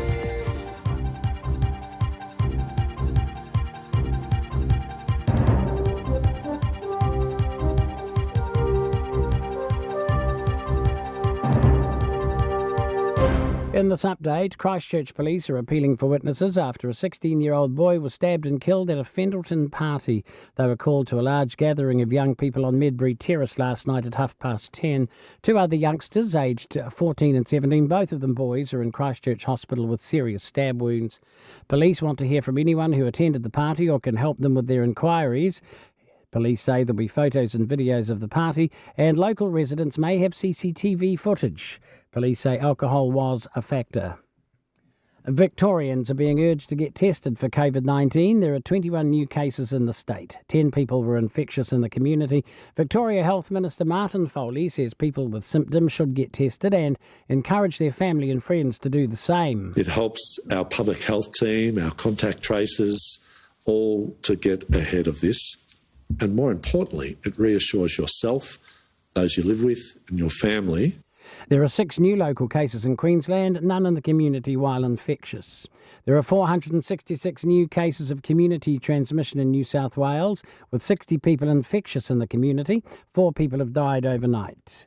Thousands of American soldiers are moving into Kabul to help evacuate civilians, including diplomats from the Afghanistan capital. Taliban insurgents have taken the second and third biggest cities, fueling fears an assault on Kabul is imminent. Pentagon spokesman Admiral John Kirby says 3 battalions are preparing to move to the area to help, and troops will continue to flow in over the next days. I expect that by the end of the weekend, the bulk of the 3,000 that we talked about yesterday will be in place. British Prime Minister Boris Johnson says the vast bulk of UK citizens will be brought home in the next few days. He says efforts will be stepped up to relocate Afghans to Britain who have assisted the military operation over the past 2 decades. Green Party MP Chloe Swarbrick says the Auckland waterfront needs to serve ecological concerns and Māori rights. She's hosting a public talk on the future of the waterfront today. Architect Julie Stout is speaking there too. She wants politicians and designers to look overseas to how other cities like Sydney and Brisbane have revitalised their waterfronts. That's news. In sport, a milestone for former All Black Luke Romano in this afternoon's Bunnings NPC clash with Manawatu. The 35-year-old plays his 62nd provincial game, which will earn him a second Canterbury Blazer. He says he has a clear idea how he wants to celebrate. The match is just kicking off from Christchurch, along with a rematch of last year's Premiership final with Tasman hosting Auckland at Nelson. Later, Hawke's Bay host Otago and Napier in the first Ranfurly Shield match of the regular season. That's just after 4:30. The Wallabies want to land the early metaphorical punches in the second Bledisloe Cup test tonight in Auckland. Australia's conceded it was bested by the All Blacks in the collisions in the first test loss, especially in the 15 minutes where the hosts took the game away from them. Number 8 Rob Valentini says they were too guilty of allowing the All Blacks forwards to dictate last week. That's sport. I'm Bruce Russell. Ua na ole Radio Samoa se furulima iwa toru a mo e tautuaina o e ilaungangana fitu aso le vai aso.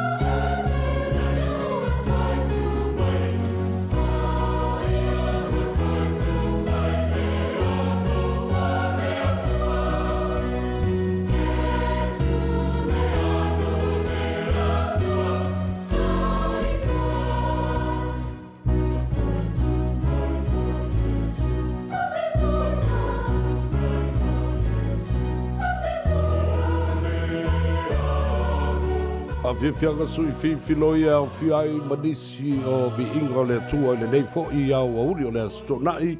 E na ua se fulu minute o le o te aile tu lai lua sa utou whafonga inisi o tātou tala I melo tupu I vai whanua le ngana Peritania.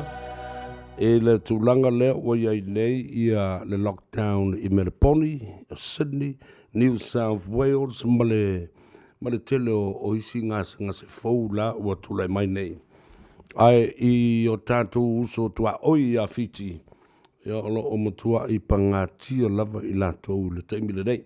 Whatalo whatuai, a kenese moe, whapena fui le tuawhine a Emma Lawson au mua mai I Salt Lake City, Utah. Whatalo whatu tātou por kalame te oi Emma, Margarita Lamatia Ropati from Melbourne, Australia.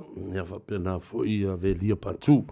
O May Lucy Ann, o ia nana, le ngolanga si kengi lea.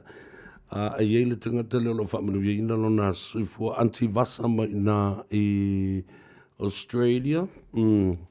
O maua sale. Whapea fo I asesa leo tasi ua ana.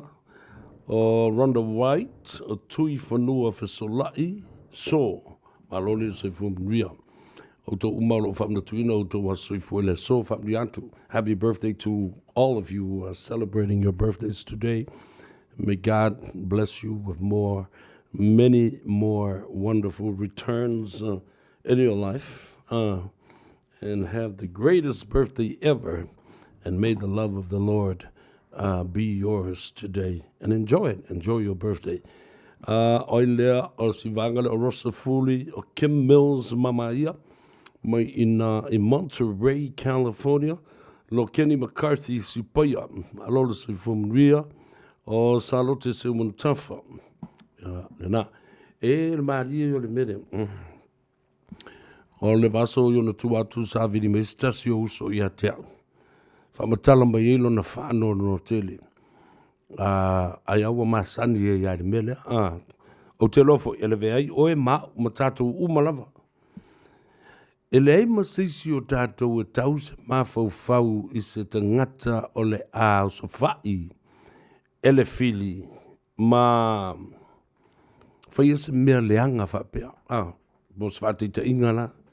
Wai masani lo watu tūlau ta vale e ola pea lava le ki o le ta vale. O le alava pipi le ki o le ta vale. I le ta vale. La kuale ngai anuale kongo le fale. Wai mai lau ta penanga. Sau Malaysia au ako lava.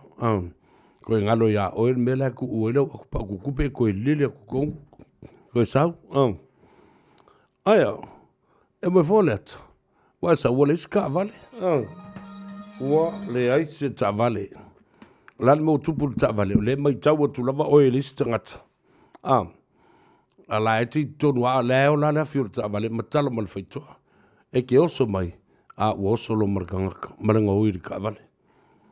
So ava ia so lua wal au mai ia na yo tātou tangata fo e winga le mata upo. Ia le tātou lava, o le tātou whaata mala. Tātou whaata mala. A olo i le teimi sau le lei tūru ta vale whale. Pe o lu maul tō whale, e pule ai fo i lista ngata. E le o se tau au wala lungo le au wala. E whapena au winga le anga tangata. E nano wha manatu atu I ate oe. Ina ia awane I tupu lea mea. Ai whalonga mai pa o ngai pa o koi kua o le kako microphone ma le sound system le o te pole mai o le lulu mafu e nei ai le o a whaina al tātou walis wasa lau le tasilal nā whautuanga mo oe ina ia mauti noa ta pēle le ta vale se I le ki o le ta vale loka le ta vale awa ke sau ia ua o mal temi nei ele to mo na travel ala o fai ia fe awala inga na ko ka vale le ka ko fa ka wa ngalo ka ko kupe a le la tuli lo mai o le finance while if you for insurance or travel e to ngiat ia wale lo ala vala ta to bulan me la fai alo Rocky Faleli John Pepine o Pentito Mika fatalo fatu fo I le fionga ya pesta tamale langi Pentito Gentunga ya mase la tu fo I vai vanga ma le fionga ya taito ya ma le sunga fo le pari pari I taito ma siuto wainga ma le tambo peko fatalo fatu o tato por kalame ia te o tau uma ele nei fo I vaenga o le tautua Savea ma le Tanoa Ava ele nei astronai o le vai asu le nei ele ai ma se tala o se whaamisinonga na o tala ia muri lea na mai nei o folo sanga whai ua leo leo I mata upu nei e tolu o lo tutoe o le whaamisinonga ngā ua umana whaamautu mai e lava no foa, ma tū mau pēr, no foa e luasfu ma le ono le fast. Whātasi ei ma le no foa e tasi o whale alupa o le nā o mamoli ane le tū malo. Mō lana whainga pānota le titi, pe amai, ia mata upu nei e tolu. O mata upu nei e tolu, o lo o whaafenga iai, ia lolo tawama e seta, whaasanga ia ai ono tole foa whaafisi, ana lofi numero lua o Solomon Malolo au Keneti o lo o whenga I pea male mata upu marasunga pari Tavita Moala ole I tu malo sanga ngatasi ia male vaenga muri loa o le whionga I le ngaftasi a Fumono whaasanga I vele talo ola ne ai o vele talo ola, whaasanga whimono, o le fui whaasanga vele talo ola. O le winga petitions and counter petitions o le tumalo leo whale alili lua. Ia. O le tulanga na o leo la aiai ia masalo le asunga fua. Asunga fua leo whaata oto mai o le o mana whaafonga ia ali I mtawa I tai whaamasino le asona nafi. E taurumanga forosanga whai u. Ia mala whaia ma isa la tu whai unga I mata upuna e tolu I le vai aso fau. Ia, ma vai foi, tātou foi mai. Ia, on whai leo le tātou whaasua, ta tala le tātou leina. Ia ma le nganga mama, ina ia tātou whaasua, le anga ava whaata, ma le ngana whaata mali e malia, I masusua, ia la tātou whaasua. Ile au nanga mara tutua le nei mo oe le si ufongo Samoa le Radio Samoa se fulu lima I vatolu a mo iau kilani ya ma Savea pesta tamalalangi se yuli ile nei fo ya stonai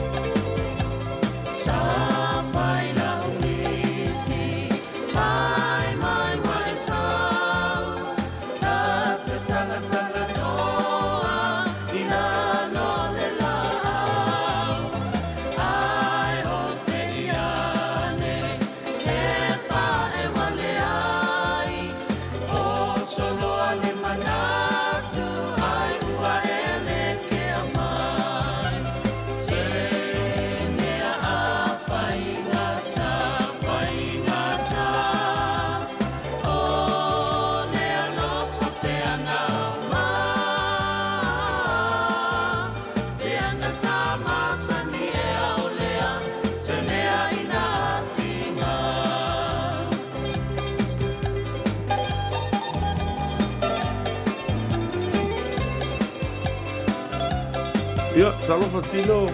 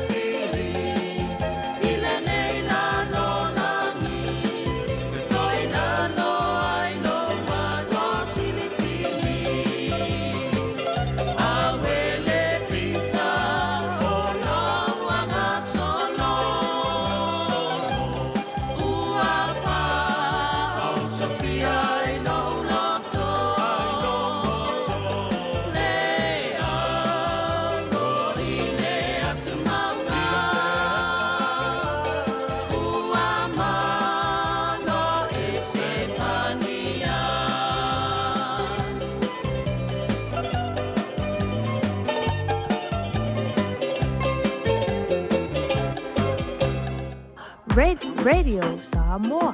Taslima ivatol amo.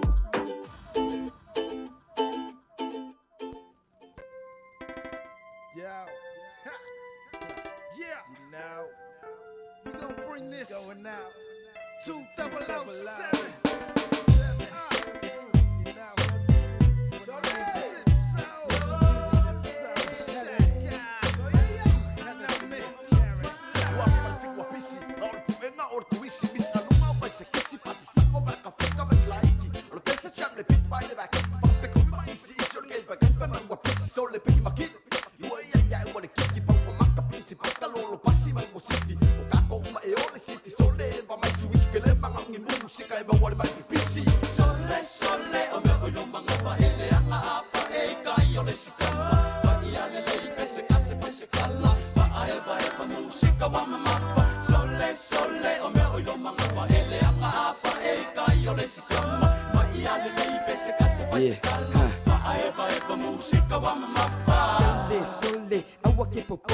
Give me the microphone, see if I'm mole. Let me show you how we put it down. Boys of the IPS City A-Town. We know you love it when you hear that heavy bass sound. So Mr. DJ, please press play now. I wanna see the girls shake it all the way down. Ladies, please lose your shirts and skirts when you enter Shy's playground.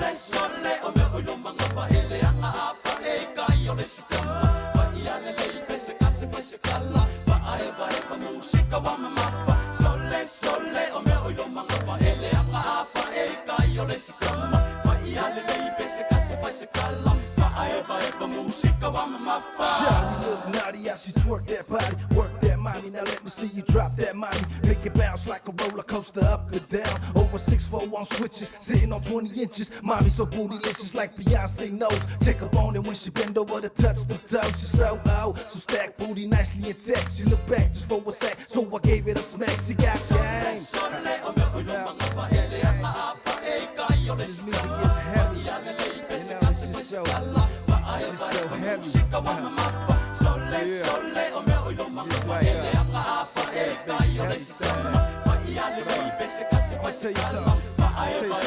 Check it out. She got gang, little mama can work the things. Put it on you if you ain't ready, she can put you to shine. Type of woman that want a man, they can just let it hang. With some thuggish and rugged gang, not no guppy boy line. She got gang, little mama can work the things. Put it on you if you ain't ready, she can put you to shame. Type of woman that want a man, they can just let it hang. With some thuggish and rugged gang, not no guppy boy line, man.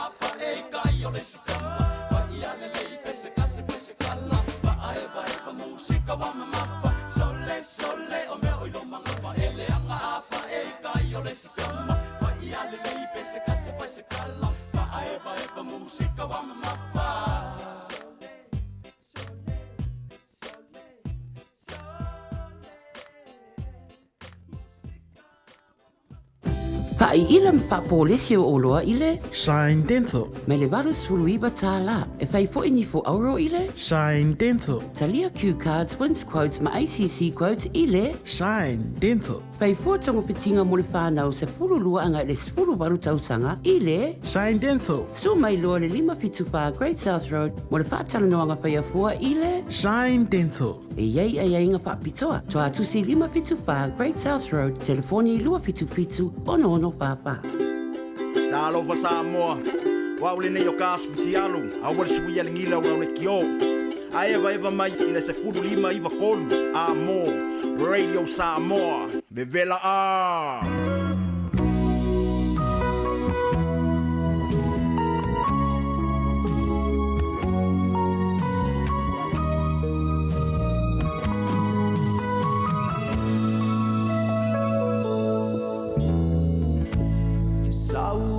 Savea o se iangi maia Ula malo mai fuki le fetua le aniva O au ngā solo E ai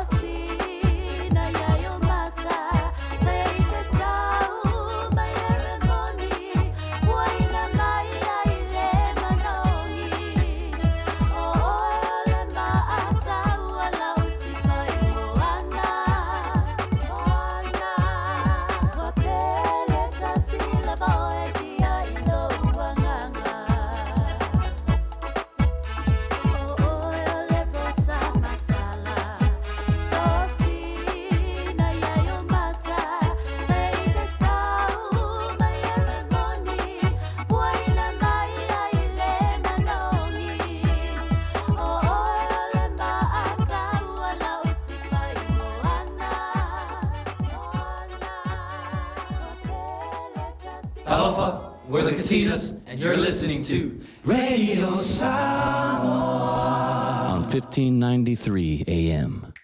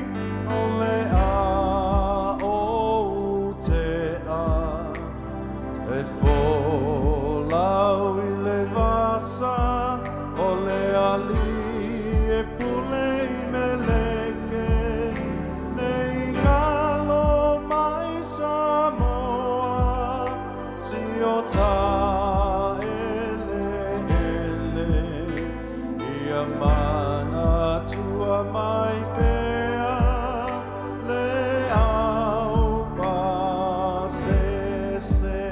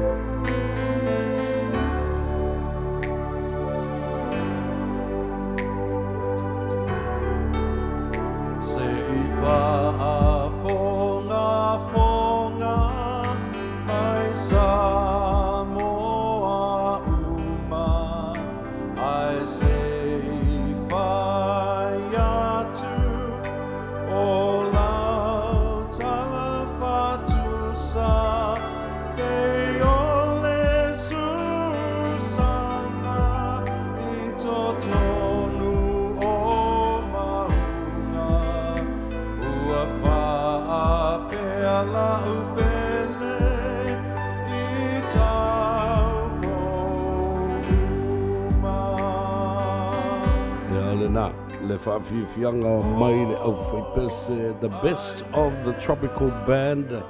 Tō wha mai wheleni e manatua e fo i Samoa i le telo tō sanga o mawai. Ia pe a wha tō wha ma wha mawai fo i nisi o wō mai masani e maise fo i lawe pisikoa fo i e sawa tue e ngā lulue o i Samoa. E le ngātu e le ofisa wa onga, o le ofisa o turisi, o le ofisa o le soifua maloloina. Ia maisia i tua i nuu fo i mana tua i pea le nā pesa o lewa mafuta mai le tele ngai fuata Tomisia P.O. Wilson ia o le li pule fo i nā o le tātou whaletawale le Omega Cars i Cavendish Driver ia wa fo stanto li poti le sofa talfatu malola soi fo maria le tele ngai yosia ia langi maa voi pa talofatu i lawa kionga Savea lo tulai mai le foi le ni tulao le aso ia fatalo pat foi Samoa fa malo folo maluia fa malo folo maluia ke le uso Savea hello fa tai fa pena fo se ngona tatu tau fa malo le no fo molenga le yo le tua o ma fai foi ona a tu toula nga luenga le dei astona ia ma mawelo la me ka o le malo lo sa oala mo le aso tai o sa ona e sa le la sa nganga Savea ye Pole bi inga lama te fa ko ilunga yo ta pa au le lang yo ya wa na le ai la na pule lo fa na pule fa so ya o ai na i lo e pule i fo va tu fa fonga Samoa e pule i fo mata ni ta o va in malam yo ya al meta ya ma lo la yo ya sa no ye se tu lango ele li poti mo ita o le so ma le tua ale Omega Cars ya pa taila tu la bala wa fiona so be mo lo mato pa no fa o fo le ni tu la le aso ya fo lo ta tu ta pa o le fo mo le ni la e fa i sita ta la i dunga le si fonga Samoa ki na ne pinche pa sa la fa sia lo Omega Cars ya mai ta una le tai ao le matongo ke fo ila fo le to tele o le au fa ta vale ya ki na ne fo le na o Samoa ki na ne fo o maoli ma pa lang yo wa lato mautino na ma cheki uma matu ta wale dunga ma ko website dunga Facebook ngala na su mai matala mai alfa tu muntal sanga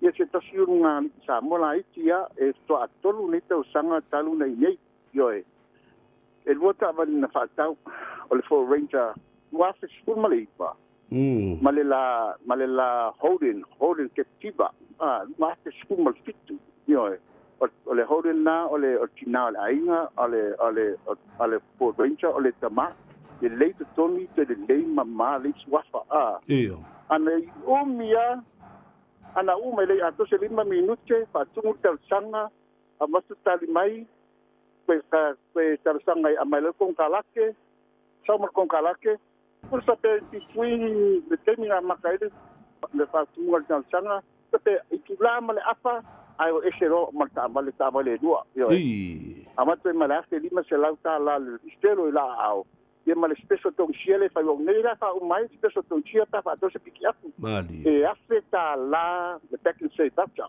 yo e fa tong ai nga mole to sanga to o spesso nga tong cia ai o mala neira spesso de yo ya samo ya e kile mana ola ve sai fa sallam fa pisnis ma sai kai ma se ai le to tari tonu lama ta sumai matala mai au yo le matango si ya inga fo yo ta vale tonu wa e pai tu mau te ta vale ta uia ya so uma ya tina ne fo le matango yo ta vale mai fo ni ta penga de ei ya amala lo sanga le mudu ngo ole kele ta vale pela tinga le moni mal me sa ole che o ti tere ni samo amata mai la mai ta to roli ta to band ta to for rangers to yo the highlights were youth ye pola fo male Mitsubishi Triton ya mata mai la mata sanga le mua pe se fulu mal pitu te o luna mua pe duas fulu o le sta to lus mata ele ta to SUV ele fa ta vale la iti pa pe fos foka atu planga tala bau su mai matala mai a ile lo salau ke ben istrai man kau lo salau ke ben istrai man kau te val au me te foni o iva lo fitu de man na sirua o iva lo fitu de man na sirua e te para sa me te foni te dai o lo tasi pa ti tuono lima vatasi o lo tasi pa ti tuono lima vatasi mani tele weekend sa mo mani foi weekend uso mani foi mo ngalo ya wa lava pa tino o tute mo foi ba ni asa pa to pampa so foi ya fa so foi lo fioga tato felo I pe ma dua lava sa pati la so taiao ya tai ha so foi na telenga fuata tong sia Pio Wilson ya ma o le pure fo na le tato fa le tavale le Omega Cars et moa ile la tu atu si lua se lau Cavendish Drive, lua se lau Cavendish Drive. Ia po vala au ia ile telefonia le I pule ile o lua tasi whawhitu ono lima wha tasi. O lua tasi lima whawhitu ono lima wha tasi.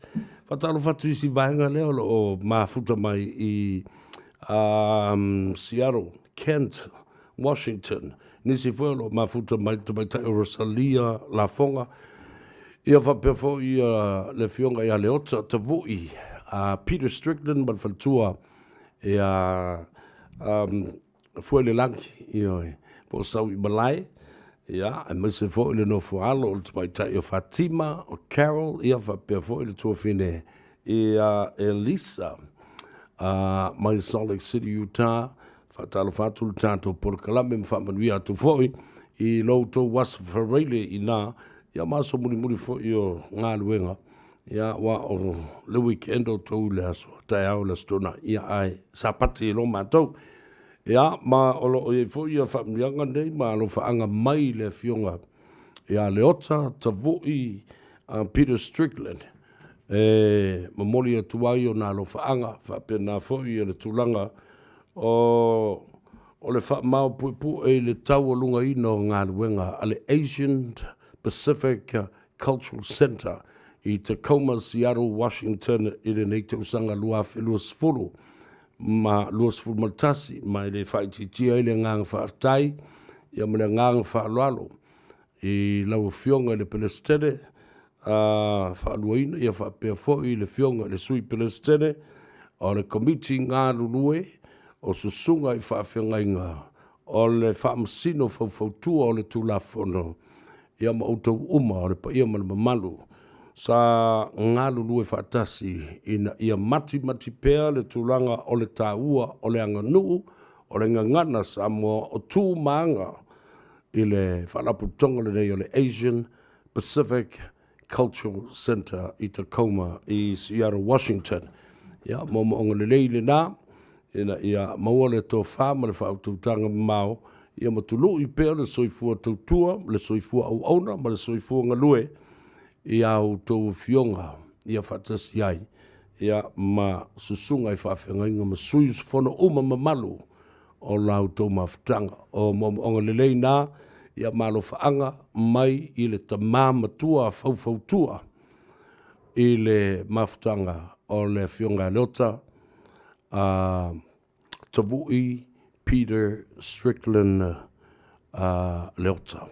Ia lena, a manoa tu nei te mali I o le tunu o lo lato whaatino I na pēr nei vaenga tāua e ui na ua motu ma le taula. Ua malanga ese ma Samoa, tu ua o tātou lau whanua, ai le mawhai lava. Ua o ama ave atu ai le tū ma le anga Samoa malana ngana. Ia, whaaftaia mawi ia le tua ia mea lofa o lo moni atu malau tau loto te tele malau tau loto te toa e tau ave mea sina Samoa isi e tunu o le lalolangi mai tu e fia o lo kelope ia momonga le leifo na mai a Savea ma le Tanoa Ava nei I le porokalame ma le tutua si ufonga Samoa le radio Samoa I au ki lani New Zealand. Fatalo fatu I sivanga leo lo mai mo mai I California. California, Long Beach, Wellington, Melbourne, o Talatauti, Safatalapana, from Wellington, o City Valley, Tuatangaloa. Watching from Long Beach in California, Talafatu Tato Porcalambe, Ula Chowdhury, Talafa Ula tile wha ai ono o moe Peter o whela yes kamasia. Mai Alevesen me po whatau tō ia whaipulo le chapipi. Wa tasi le nā mea matau ti la volo totoe nei. O lo o toe sila le malo ma le whiunga le tamaita I panemia. I se awala wha le tūla whono. Le anga I le o ngana mai e le wha vai le tūlea. Wha to atupu leo se mea wha pea. Mana tua fo I la. O le mele sauno iai e tūle epa wha pea o ave sea. Ia le mamalu le au le malo ma le tūlanga le whawai o Samoa. Nauna o whamanatu ia te o Samoa. Le ai se iota e tasi ua ave e sea le whamsinonga mai le au le malo. Se I vanga nai le mamalu o le malo ua ave e sea tu le epa. Ma le mamalu o le fionga I le masiofo ave e sea tu le epa ma le chapipi. Le ai la masisi e tu e tali I nā mea. A o leala a whai ale nei mea, e pupuni ai mata matalinga o tangata, ina ia ave ese mai ai, I le mata ngā male tūlanga, ua whao ai ma whaatū le malo fau o Samoa, ia tau ia, o lau lava lea o ngangi le to ina, ma lau fo I tu ua lalo, au mawalo na soifua malo na manosi, au titilo iai, taipei au si o ta fo I ta maa, Yo, e iai le lofa ma le, on sai ma le whapalpale. Ia matui nā tu fo iai, ia le tu alalo. O le whalawe lawe. O isi tangata lai au tafo tu le epa le teimile nei. O le matu wā pongi sānawa. Nā tu te le whaia se mea le lei e whautua ina ai matu ua lalo I le to ina. E whaalia ilo lātu a lofa. I le soifua au auna le to ina. Ua matua lona soifua. Io matua lona soifua. Le ala na o le lava e tu o lalo ai lava. E asa mani ma matu le nganga maulalo. E una ma li ai le tō wha le tō ina. Ia o tō wha whonga la I mea le tamale o limoni le wafai. Wa wha matau mai lunga limoni la tō porkalamele TV tasi. Ia le fionga le pale mia, le fionga le fong te lai, ma le fionga ia la uli al male toa, le kapeneta, a le fast. Le uwe mai. Tau te wawa ai iai I le me tupu pe a le wha tau tō ina mātou. Ia ai ia e whai e ili atu ai ngā mea wha pe ma wha whiwhi. O tau si le fio sa mō le atu nu tele, e so tai o na ngafa mōna. Mona tangafa le atu nuu. Ai whai ia upu whapea. Ia upu sa sao leo te whai atu el te mile nei. Nioe. Ia whai tete le ngutu e tau tala I mea whapea nā. Mea le whamatau mea whapea. E ta tau ona e malama lama le iai. Nioe. Au ole whaatau tala e le tamai ngutu. Tulou le whaafonga le atu nuu. Me tu tupu ai whalawe lawe. Ona e sola le e lafi e ngā pāle tau a Samoa. E leo le mea le nai mana o mia. E te le tau whaafewhea le atu nuu. Male fionga le pāle mia. Ma le kapeneta fau o le whainga malo o tūlai mai nei. Nio e whai tete I saunanga. Nio le tūlai whai me o tala. Mea nao tala me o tamaiti. Nio tala a tamaiti. Te mafau faulo loto I ai. Ana o tau alofa le tau ina le nale. Ulewa na whai lau tau whai unga. Mawe lau tau tu o lalo. Ia e pangalna ana watua. Hiri tali anga e tūle epa. E manu tūle epa. I lona tu o whau atu o se mea i tau lima. Ai tau te le ma whai o na tau ave. Ia se mea whapena. Ia le na. O le whasisilanga tā uole nei mo le sila fia le mamalu o le atunu. Mai o maunga te tele se yo o yo maunga iti. Mai o na ao fo I se yo o yo na iu. Ta lolo ia le pa ia Samoa. A wā au mamalu ma pa ia sautua fafafa. E le ngafa tauli maina I se mātou whamtalanga. Ai mo le sila fia e Samoa. A wā o na tupu mo nei. O le pa ia I mamalu wha le tua. Le sau fo inga ia te utou o sa le vi ma au na tutofi o feoi o le tala le lei ma feoi o le langi I fata faitaulanga e fia.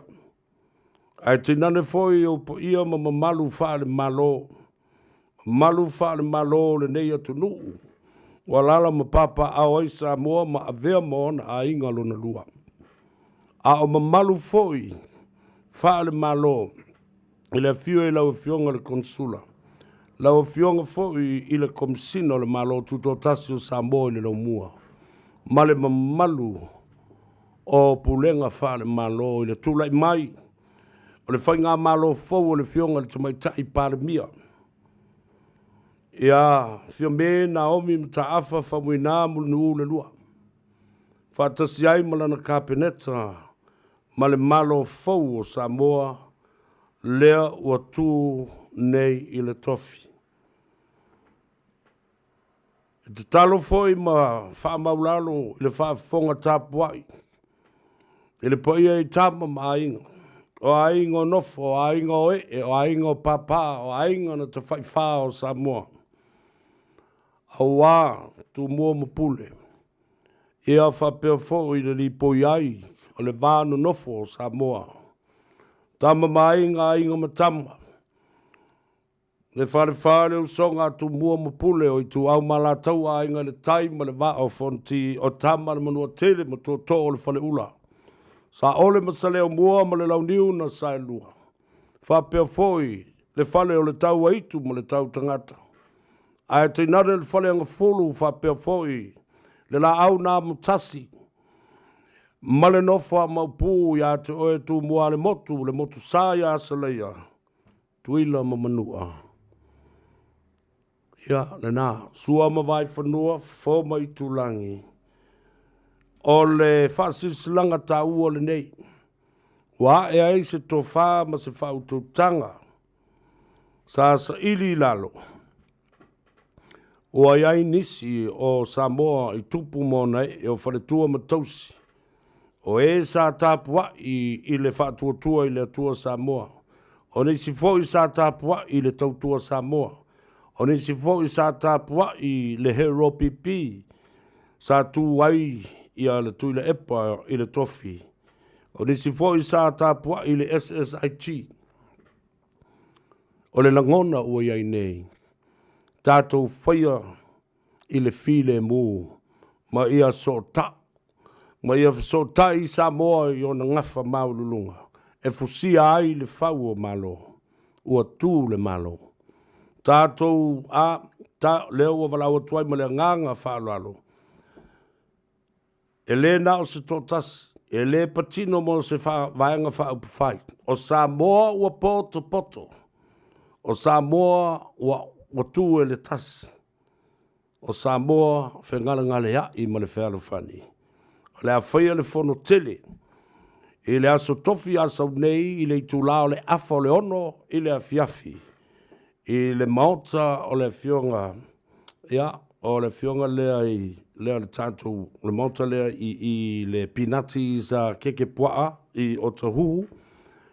I le whaletua I a moira. Ia, ma le pulenga foi o lona maota ua wha vanga. A fio mai matala mai ao ma le tō whāle lei ma le whautanga tātou te sula I nai le lofa le tua.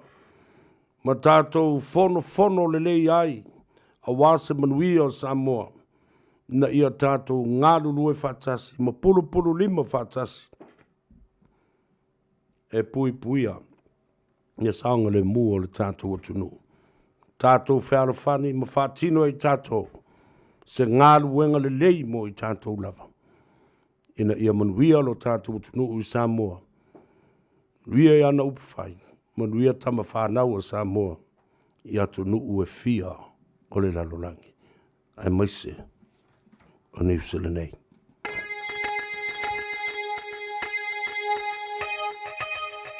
Welcome to the showtime. Hands in the air. Can I get an encore? Do you want more? Hands in the air. Time for the remix. Naira. I like your style.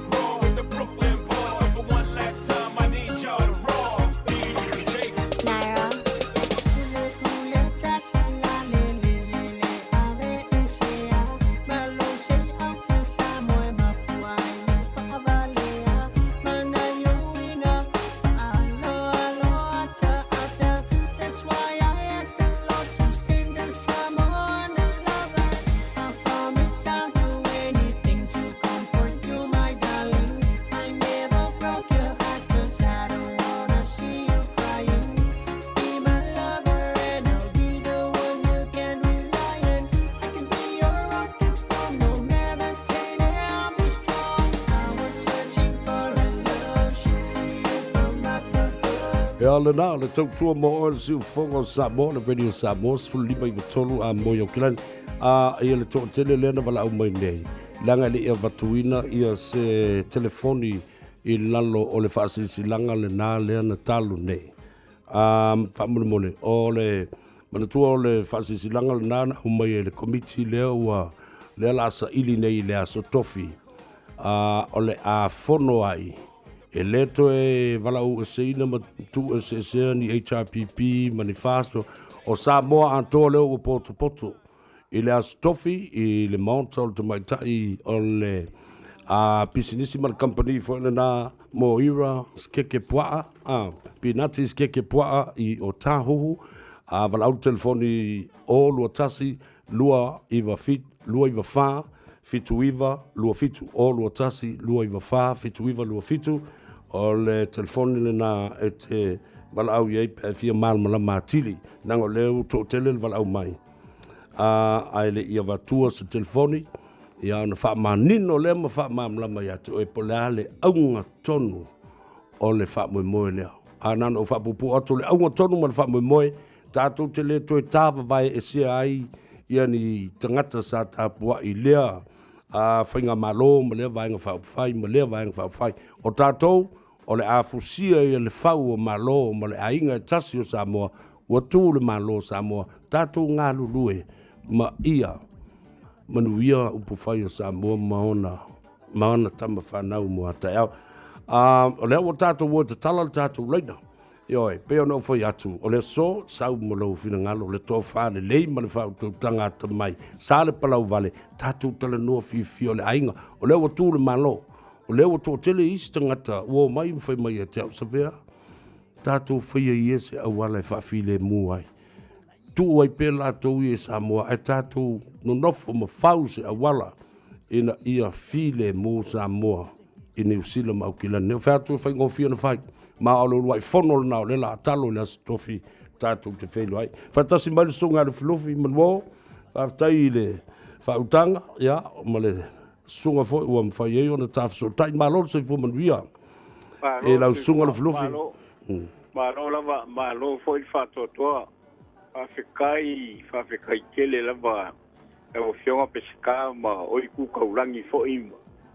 Io e ua makua longo i tino matangi lelei. Tai. Ua longo i fo i longo a le whaafonga anga a ke roangi. I lau lafo.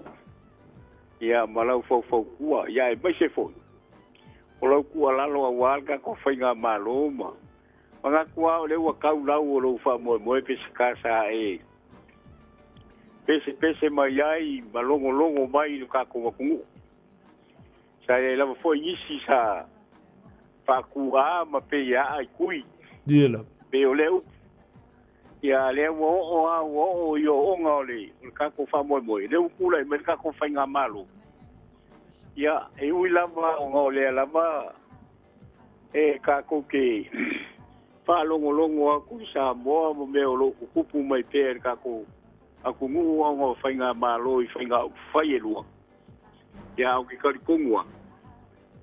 E mongi e lau sanguanga Savea. Diela. Kako o ie o pongi whakasi. Ma ave se kako kua lalo i Samoa i seo kako aku ngu foi. I ngai ka maa foi o loka ka ia kako whainga malo wha upwhai. Ma diela. Ai o mai ia e o pongi whakasi ma kako lango le whainga malo. Ma diela. Ko e ku ia i kua la mau wha ma singonga ma la mau mea kako ki wha longo kuai. Ma diela. O le foi la koe ko kofi aku ngai wha ma singo e vakue. E koe sa ili gisio. O sa i inga masusu e nga mangi mōni anga i le mi ngao i whamasingonga. Maria. Ma walunga al kako wakungu.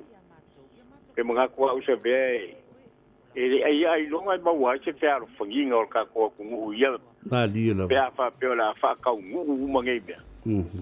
O lo mga le kua lalo a kako e kaunga waku a maa poponga i kako whala poponga e peo ngai sa ungosa vea. Maria. I le ngei asu. Uia ia kako whainga malo sa whai sa whaingei. O le HRPP mai le sa whamalau loa mai. Maria. Ai kako o mai e ku whakasi o kako loko mo kako mawhauwhau. Kasi kako vaenga whai kasi ia Samoa i Aotearoa. Ia ai ave so kako kua lalo le kako wakungu ui. E mo ila mawhoi o ngai ko inga o la ai whai lava le po ai e mawarunga langa polo kiki. Ia o wheebe la whai iei polo kiki ai kua Malia. Ei kua pakakua o ngai mea. Malia. Ai kaunga kako walo lofa i kako whangau o le e whalongolongo mai ngai mea me pese kako makua. Malia. Malo whaftai. O lo la ngā manga o lesi foi mea Savea. Ia. A waku sa kua lalo e wala aku kako le tio ngai ke whongai. O le kai binge wa kaungkula i mai ka maainga. Malia. O ka maainga wa kaunga kula i mai le kai binge. A mai se rako kua lalo. Malia. Ula epa. La audi. Ku longa mea. Ku le vesi le fai. Ku ngā wha masingonga la fai ngai fo ngai la. Whalonglonga kua o le fai lama fai lama. Ku loa. O lea o manguia ka po inga le kungu. Malia. I o se ku alalo lea. Whaftai le Ka e flufi. waku ka ko por kalami. O whaftai le flufi pa uru sunga. Wanbo ele mama ma le whaingofi e tau. Langa o le ua e sao noa ma talaifo i ama pa uru sunga o le tu o le tapa au ma lufi ma to o lalo ngā fu ma to whaitawina o le atu no. Ai ese le mana ia. Po lea o le fasile vate. Lea le tua i ngā timing. Lea na whai nei e lau sunga le filufi. Lea o to ai mai ia le saunoanga. Ai o le mea lea o lea wā ngā i e le poro kalame. A o le mawhai o na whai e pule matu mua. Lea wa e whatu lai mai ia ta mainga. E o mai e whafo le mea lea. A o lea whai wala au le whono al maftanga lea. Tātou o mai ia sa moe o pongi ma watu loa se whanonga a toa tu ia mea. Ai whata oto le leise tu la whono e mawhai na munu ta iai mo lesi au ngā tupulanga o lumana. No flufi? Kongua. Ole, kasi foi le ai o le fas. E ka ngofu koe keu le leima. Le kako wha vai. Ia koe kula i mai se me wha pene lumangai. A le ua umang ka penga aku le. Le kako wha vai i wha mauku. Te auangi koe kula ve seka kele koe fia manga oi. I ngai me besi wha penge i a peska. Alo, whaftai. Te kaua ngau i el tato atunu. Ia. A o le kaimiri ngei. O le kua lalo a le kaimiri ngei. O ka kou. Mala waka la nga malo mafau ngā le kake. Lia. Ke fongo fo ama kakalo ma mafau. E wa uma le so ngā ku mo pule. Ngā waku ngei e waku me vesi whainga o le whakau i oi. I kia whau. So le ka whewhe. Le whai a kuasa kakala. Ia, Malia. Ra kai minare ngei. I so uamanga. Ka maa inga lo kaungkulai. Malia. E kulai lo ka maa inga. E whai se kua lalo le. I me vesi dei e ngei kakoku. I wa umalo inga. Uma inga upu e le koe. E se si mea e koe. Alo. E koe si li peska. I lo la ngonga ko kasi e le whai ai. Ia malka ko mawhanga le la whongo ngei. Ia. Tarsia la tātou wheloa i eiru flufi. I la stofi. Ioe. Ia. Ia. Whaftai le tua lalo malo vtalai whaftai u pauru sunga. Tātou wheloa i molo soifua. Wheloa i la stofi. Ia. Mau launga peska. Tai lava. Ia soifua ia. Mau sau ko whawhakup. Ia mau ngui au whaiva. Whaftai. Ia le nā, stasi o ta mali ma se whale o polo i longa fo i le telo tau sanga o mawai. Le sunga le filufi manuo. Ia le nā i le tau te tala ina ma fola le fala. Ina o sa iri le ainga le tama. O aina mua hurua i te tala lo na lafo. Ia le lafo le nā o molio. O le lafo le nā o manuo. Ia se i o te tala le lafo o molio. Te tala le lafo o ono ma ioli. Te tala le lafo, talo le mangao. Ia le nā. Ia te tala ai ma le lafo tofo i fo ia ma inga. O le tā ua le nā.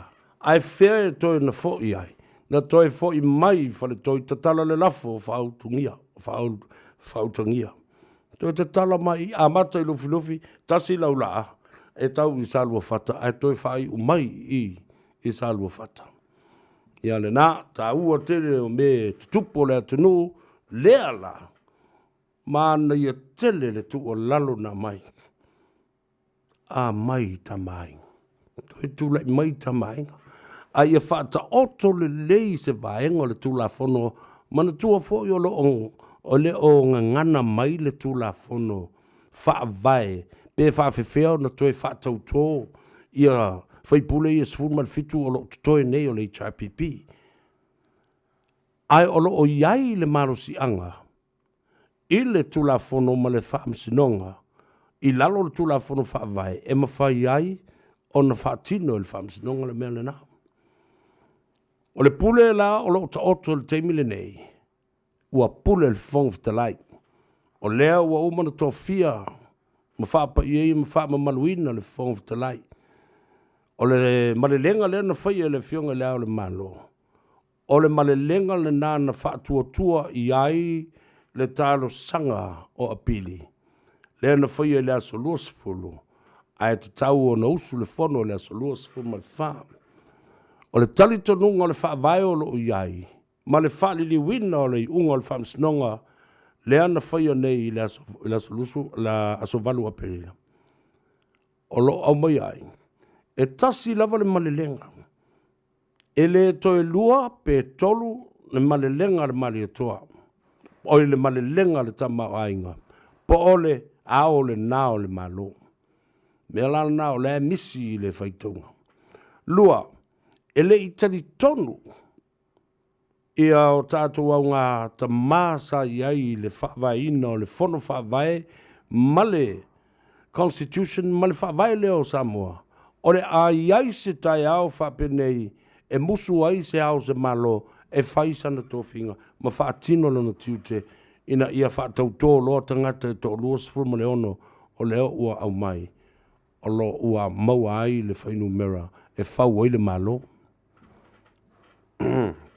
E lei ma whauwhauina la tula I mai se mea whapena. Ja, de lei. La tātou woi wawai foi mai. Whaawau ia le tātou proklame. Ma le tautua mo o e le nei astonai.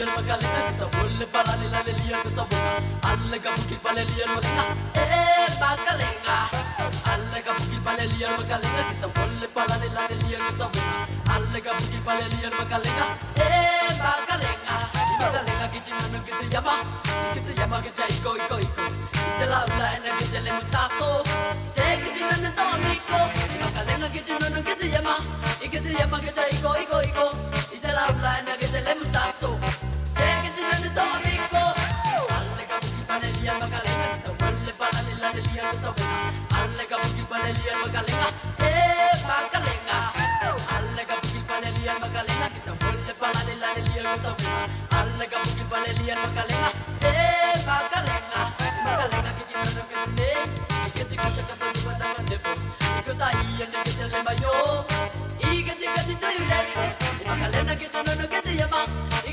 kita iko kita la ula kita le musato se kita no to amigo alle ka bukit pale lian makalenga kita bolle palale la lian kita bola alle ka bukit pale lian makalenga makalenga alle ka bukit pale lian makalenga kita bolle palale la lian kita bola alle ka bukit pale lian makalenga makalenga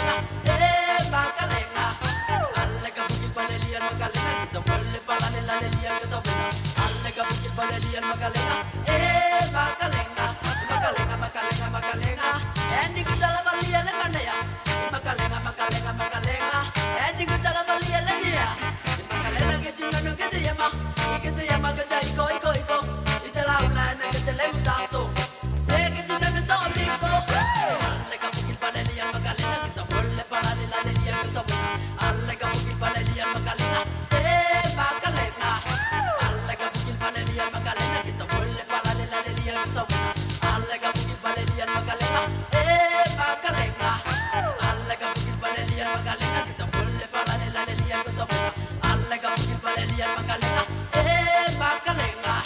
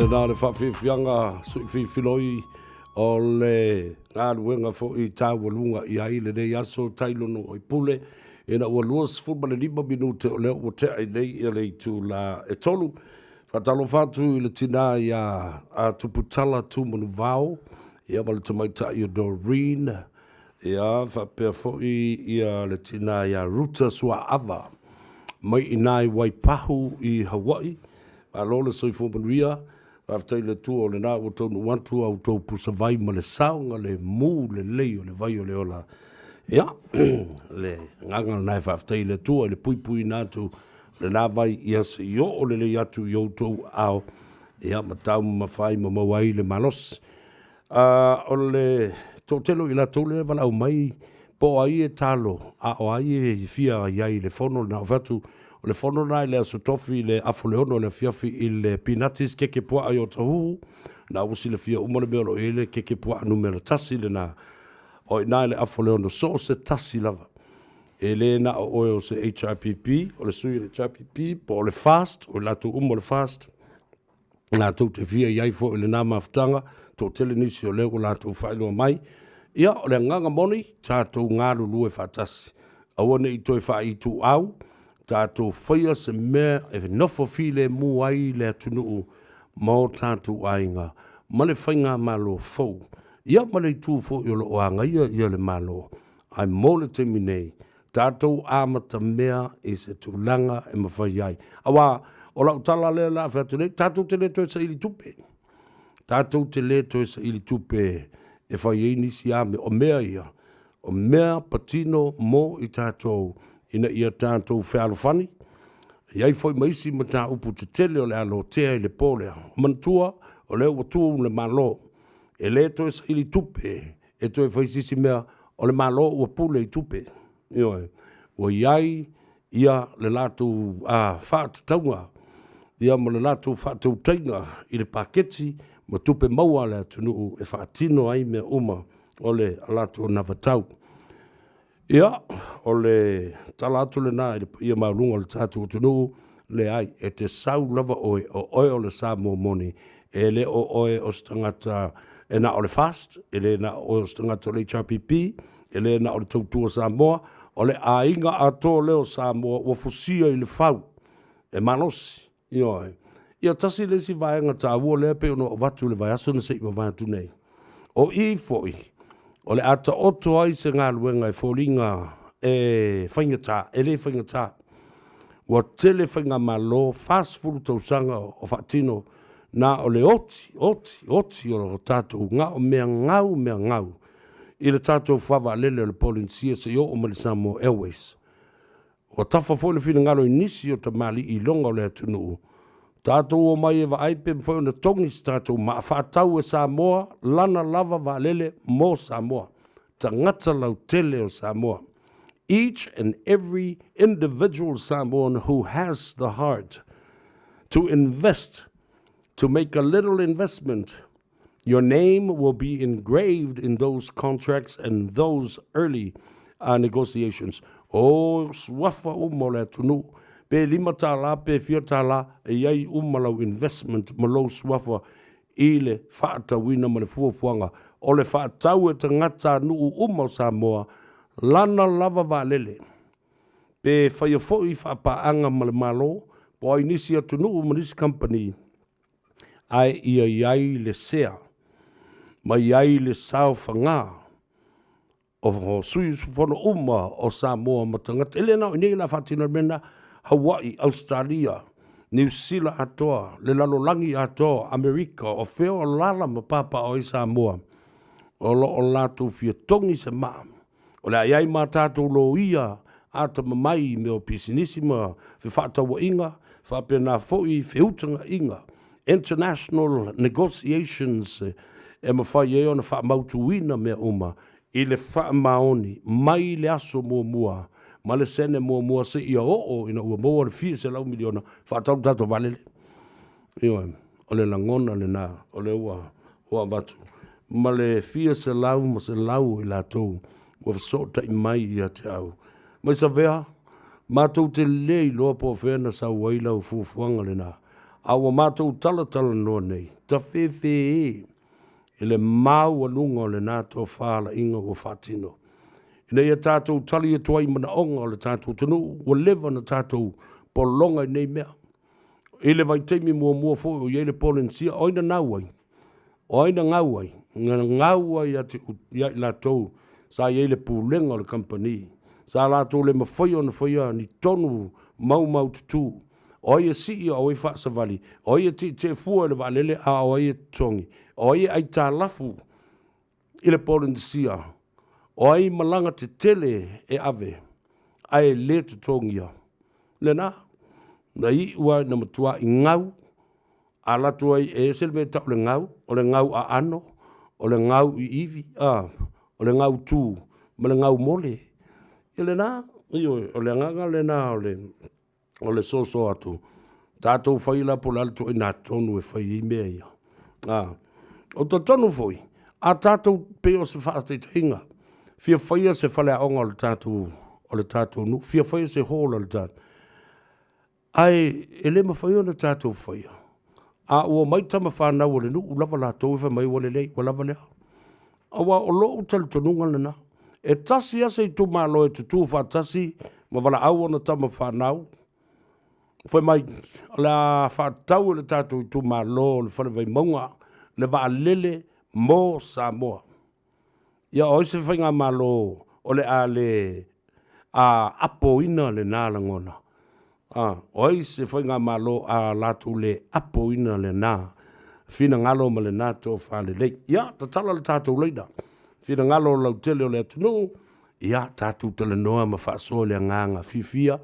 Io e, tātou tele o tō e tau le pua malafu. Tātou tau mawhai tausi le file mō o le tātou tiu tele nā o iai. Ua tū le malo, ua lava fo I. Ua lava I. Talofa malo se fo maduia? Ia, talofa lava lau se tuengu Savea. Ia. O Michael. Talofa Michael, malo lava se fo maduia. Ia, malo foi. Malo lava mo ni asa wo. Se lingo fo ilo si fonga. Aftai wo livon ta fia falongo. Ise tulanga fa tangata matua. Malila. Wo tele va fo falongo I pe fo ele fitau kawai. Au te manao. Le o tule malo. Malila. O le mele e lo o nganga wo tau mat. E apa sao mi tātou I nei. Whai e se tātou valele. Malila. E pe ua alua tolo wafu fau. O se tūlanga whona I le tātou ai tau molele I se valele vape. E watu fwoi o ta oe tātou sea. Malila. O moini nai mea hoi. Se tātou sosani tūlanga le uturai mai. Wa ua e tō tele tātou tunu. Ai pe I o tātou le wei fafo.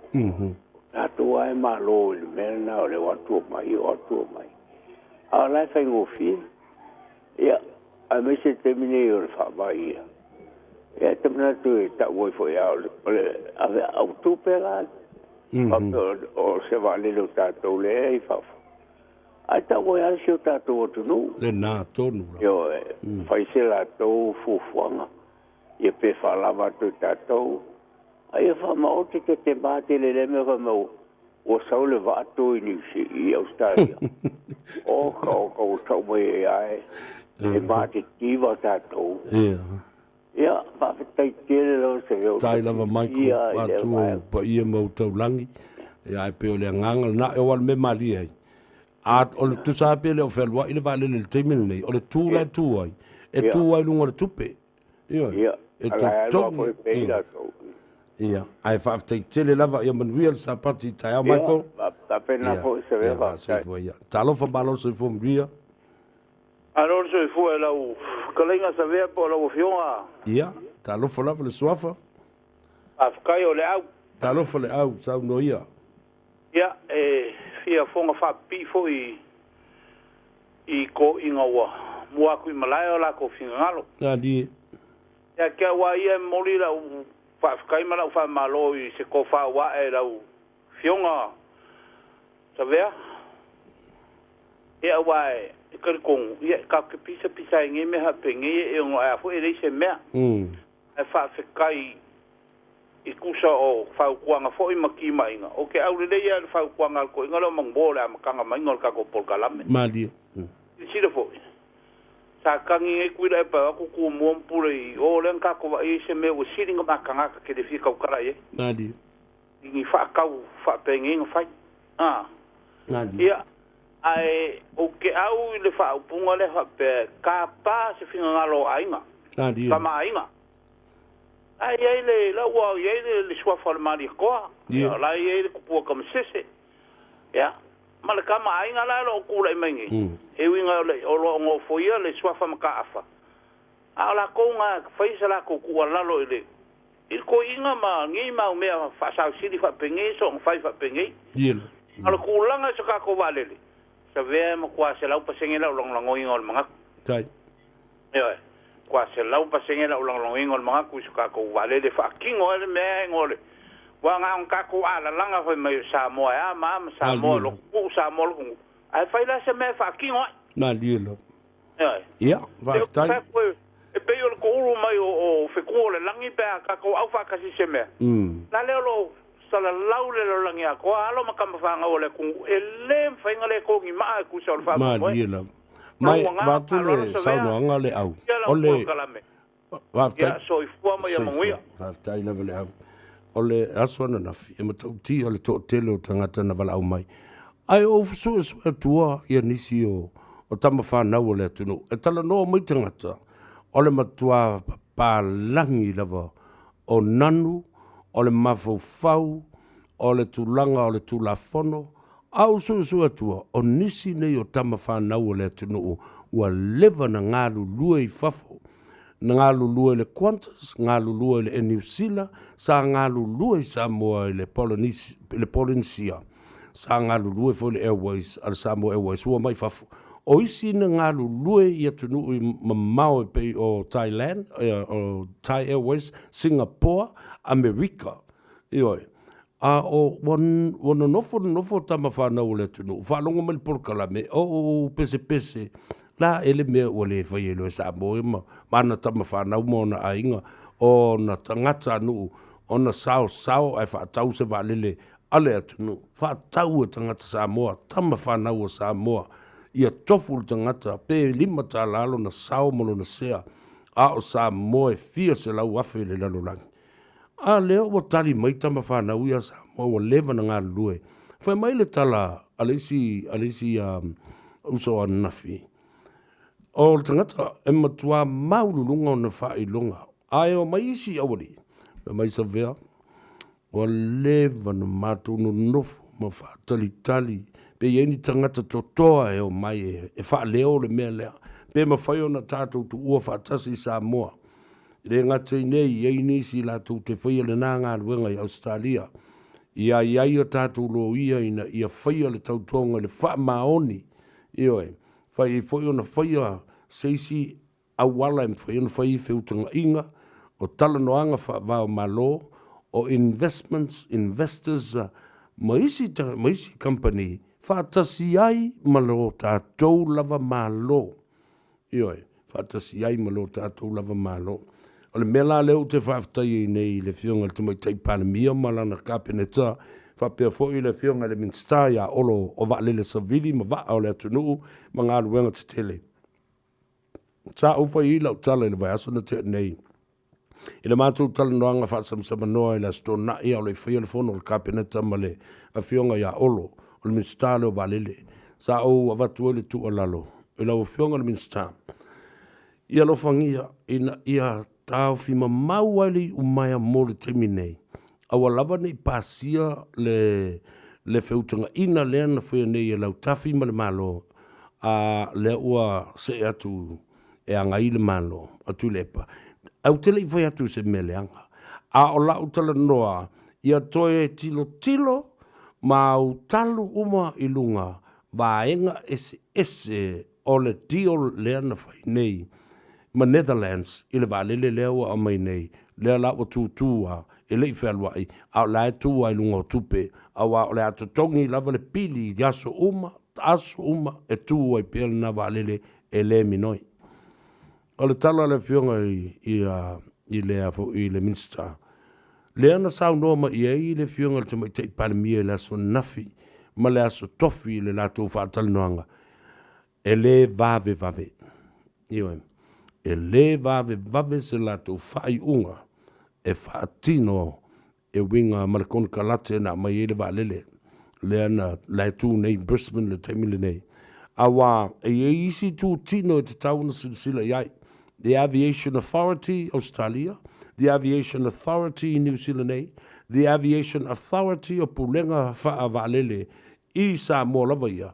Ai maise o isi nuu maisi atu nuu o le a lele iai ia le waalele lea tātou. Mea nai lango nai le nganga whaftai. E le whionga le minsta on o le tali o le tualalo na mau talitonu foi to tele nisi o le tualalo le minsta am le whionga le mai tai palemia. Awane i vave le mea lea ina ia manino ma malama le leile malo fou i se whainga e te tau maono mea. Ina ia awane i o tātou toe polonga i le toe ngau, toe ave, toe ngau, toe ave. Ia peo langona na e manei e mole sila fia le tātou tunu. Le aise talo se whaamsinonga na whonga ina le aso nafi. Tuli matai le atunu masalo le aso fua sa nei. Ia le a whaleo ai, ia se whina ngalo fo i o whaamasino e tusai ma tauru manga. Ia ma wholasanga whai ui le aso nafi. O nisi o vaenga tā, ua lava leo a mai nei fo i le whaatali tanoanga ma le fionga tamai ta i Panemia. I le aso tofi ma le aso whareile na se ima vai atu nei. O le tūlanga leo le toi te tala le au maia o ngase i New Zealand nei. Awa o leo te wawai atu nei. Sa i eire li poti na tumu ina atu matau au ina le fionga tamai ta i Panemia. Ina ua a la ngā mata upu e winga i te ngata o loo au mai i whafo mo suenga ma tong fitinga whafo mai. O le tōtelo i tātou sa ave na intia. A lea la o silasila le Panemia e toi te tala le avanoa e o mai i o tātou te ngata i New Zealand. E le ngata i le lata mai i tātou tōtele foi o tātou ainga. E ma whai ona fsosani i le tausia o ngase o ainga pe a mai. Malo iei foi se tūlanga sa whaatu ala ai le nāwai tau le lipoti. Ona sa whai foi ma se tau ane ai. Sa i ele fesiri lea, o ai e si ia o e whaasa vali. O e na ngā lurue le malo. Ia sa whai ngofia na au mai ma matu lipoti ma whaatino. O nisi. Ia i tangata lau tele. Ia peisa le amana ia tele i nā lipoti. Talofa malo se fuamanuia. Talofa lava. Eu alula si. Le lei. Vai foi.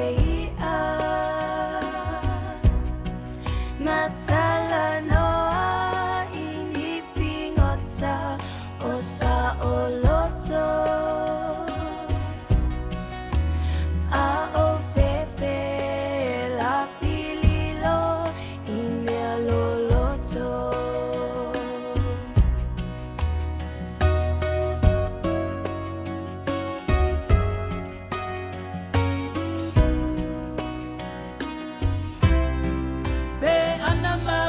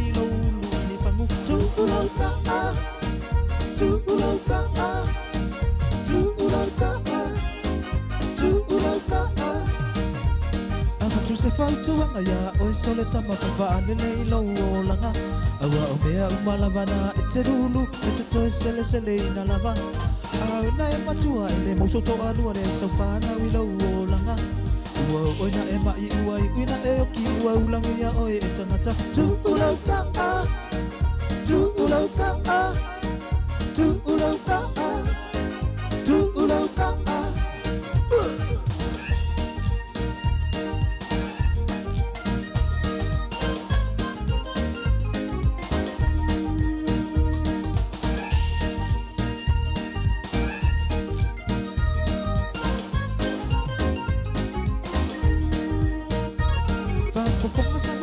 Te faiola utala I le mani e winga o tama whaane alofa o le sifia kulukula ua sasolo I le taulanga e me whainga luenga I le whiwhatoanga ai fia tele I le kaa tama sifia pepelo tauwha avale a tauwha asa se I tangata tu ulauka tu ulauka tu ulauka tu ulauka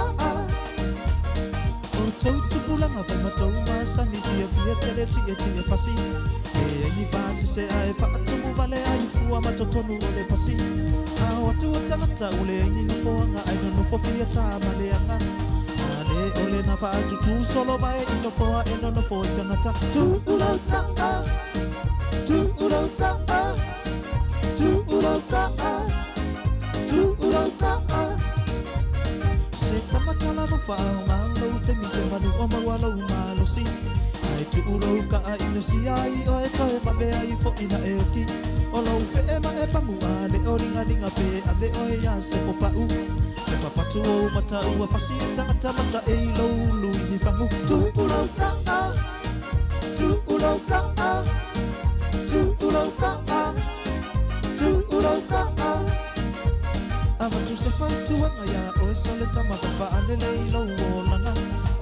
Lea umalava na e te rulu, te toe sele sele ina lava.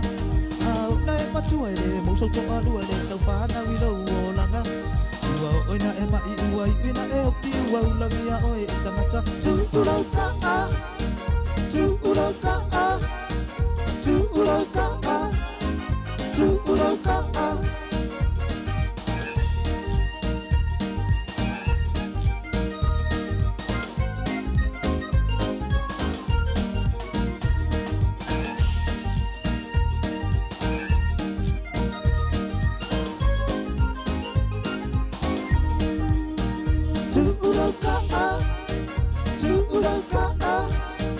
Tu urau ka a,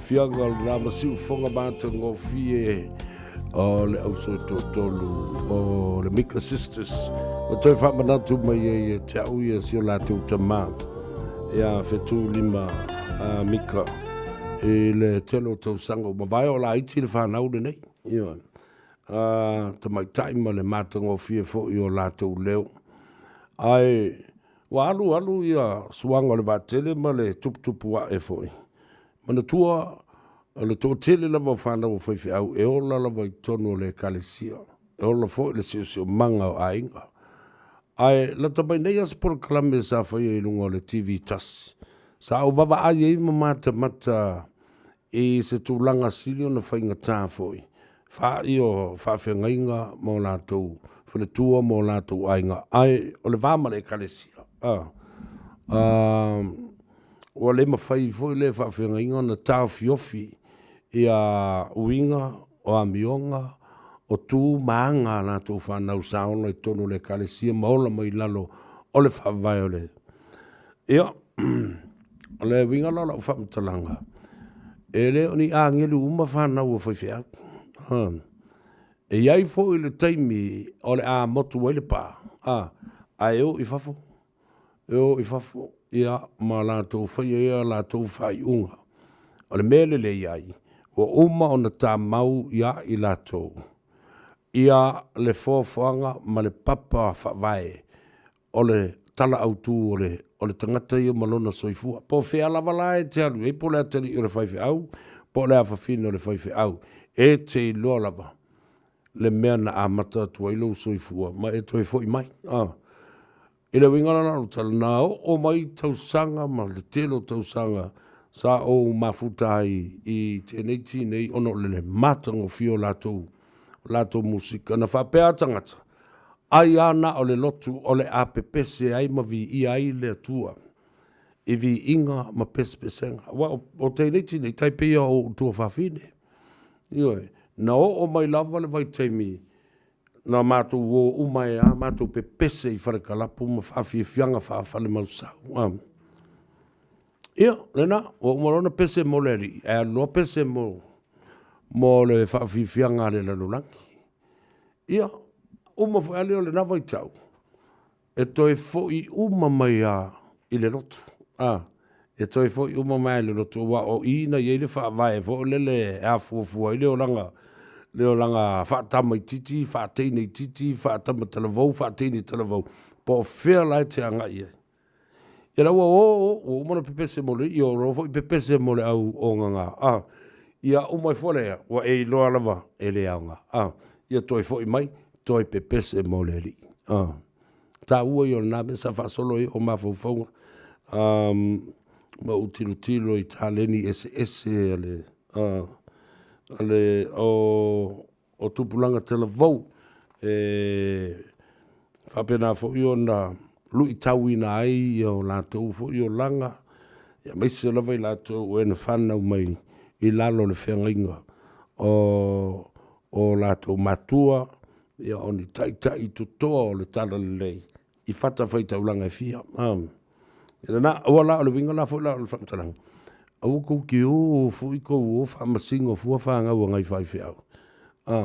Ina ua utou wawai atu. I lau wawai le na, whape ua pio ese whape male. Male satelite, ia male meo le ai ua mea. Pio whape. Alua sila yo wa wala po whemenga ki pipio mai ki kifa o iai. Ere se mele herwe fua. Ia ma whamasino. Ia au wala o isto. Ngata. Na, nga tala mali e te tai i le mawhauwhau.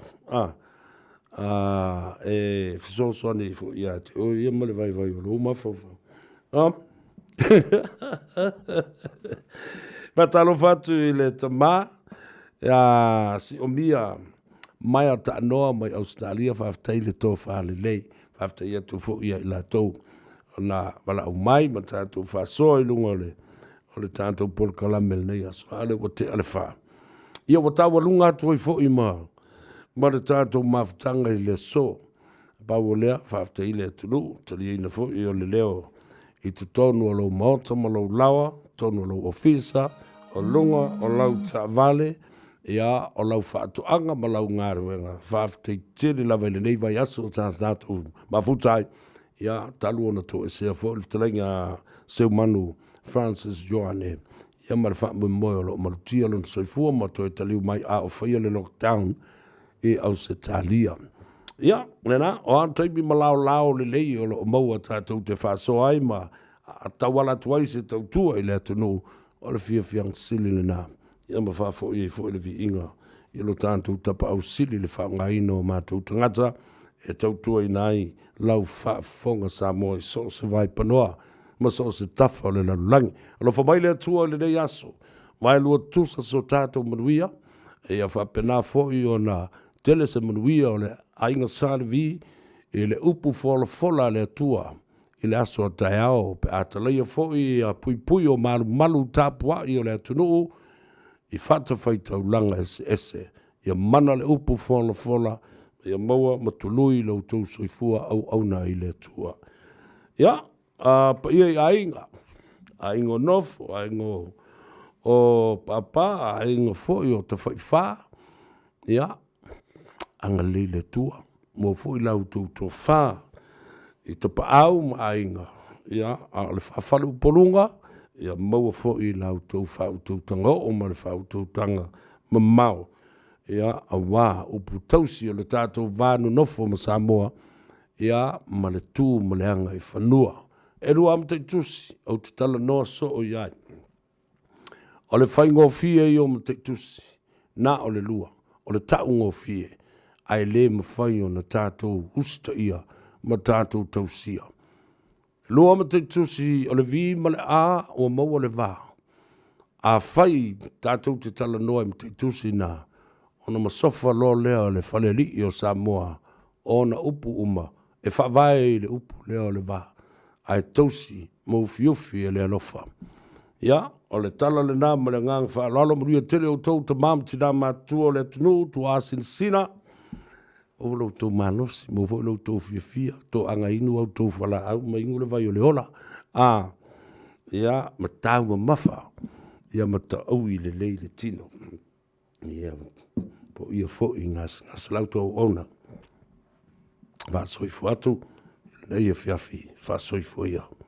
Wa matua I pisi lava le tātou no fuanga mo whaalawe whaafosei le Emergency Department ma wamana o mea le whasosoani le community e lango mai ai le whaamanoa ina o le no fuanga. O le ED po le Emergency Department e whaapitoa mo le tonga fitia o manuanga ma tūlanga onga wa lamati ai soifua. A whaiano e ngase o mātou talo sanga atu I o tātou community a le counties manukau ina I asiasi I lau fō mai whale ainga po le Urgent Care Clinic I le tau whaitu I teimi le mana vonga anuenga. E mawhaifo na e wala au le Healthline, moni fautuanga mawafua, I le o valu se lau wono tasi ono. Fesosoni mai ia mātou fesosoni atua I a te oe. O lau wō, mau ainga, ma lau community. Se I o tātou whaavanoa le tātou ED.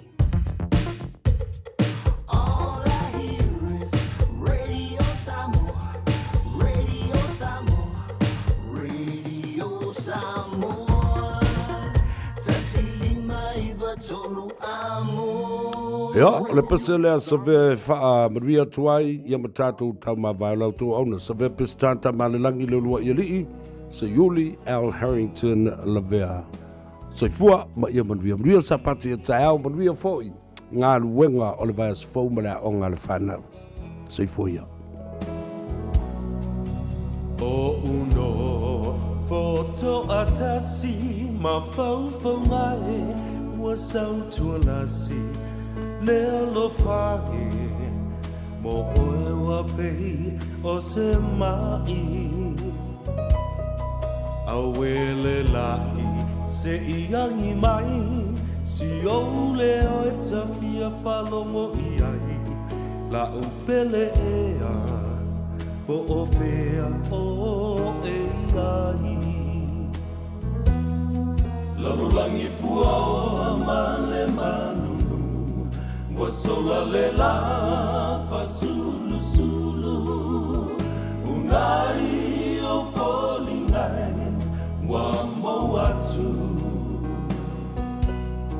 Be ana e la Talata mai Se fusia uma e foi mai la upele ea wasili o ele vai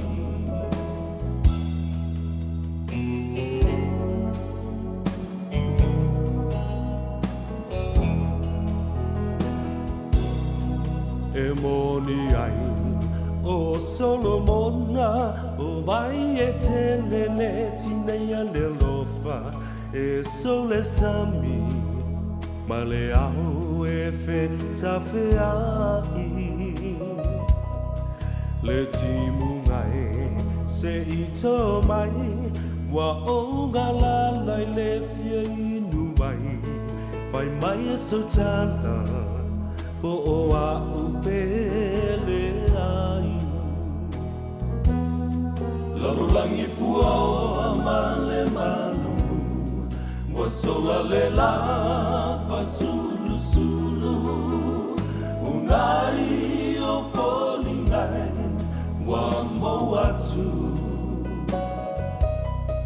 pe ana ela talata mai se fusia uma e foi mai la upele ea wasili o ele vai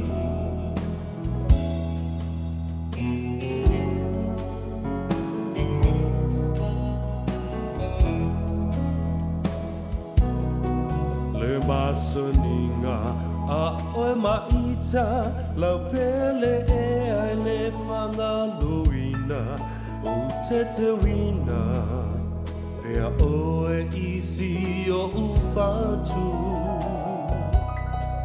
o na punava o siuta o langa o mea lelei ma mea leanga wale sawai so o se tangata the world is cold, the world is gray. You turn the sunshine away. You will never know an empty heart till once more you're close to me, as close as we can never be. I'll be longing to hold you again.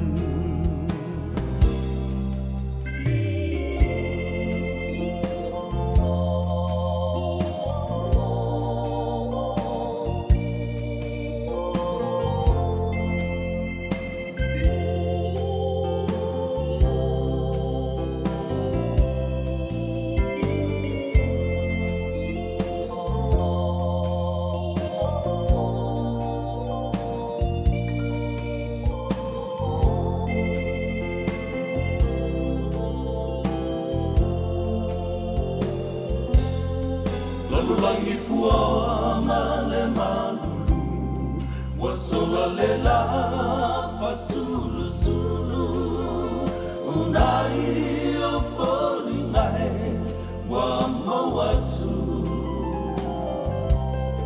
pe ana ela talata mai se fusia uma e fai mai la upele ea wasili o ele vai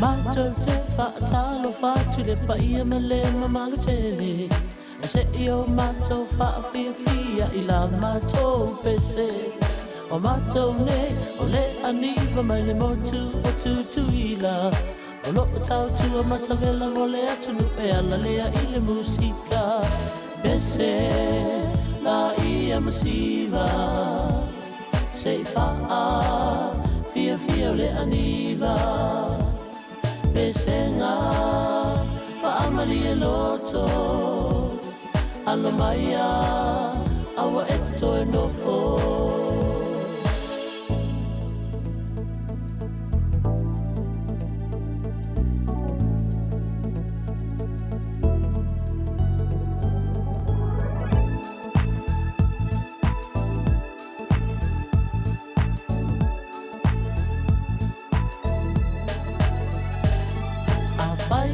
E fia moe ma ula ngona fo I le vai vai ai ua fia mau sau malo lo ma se mea e te mapu ai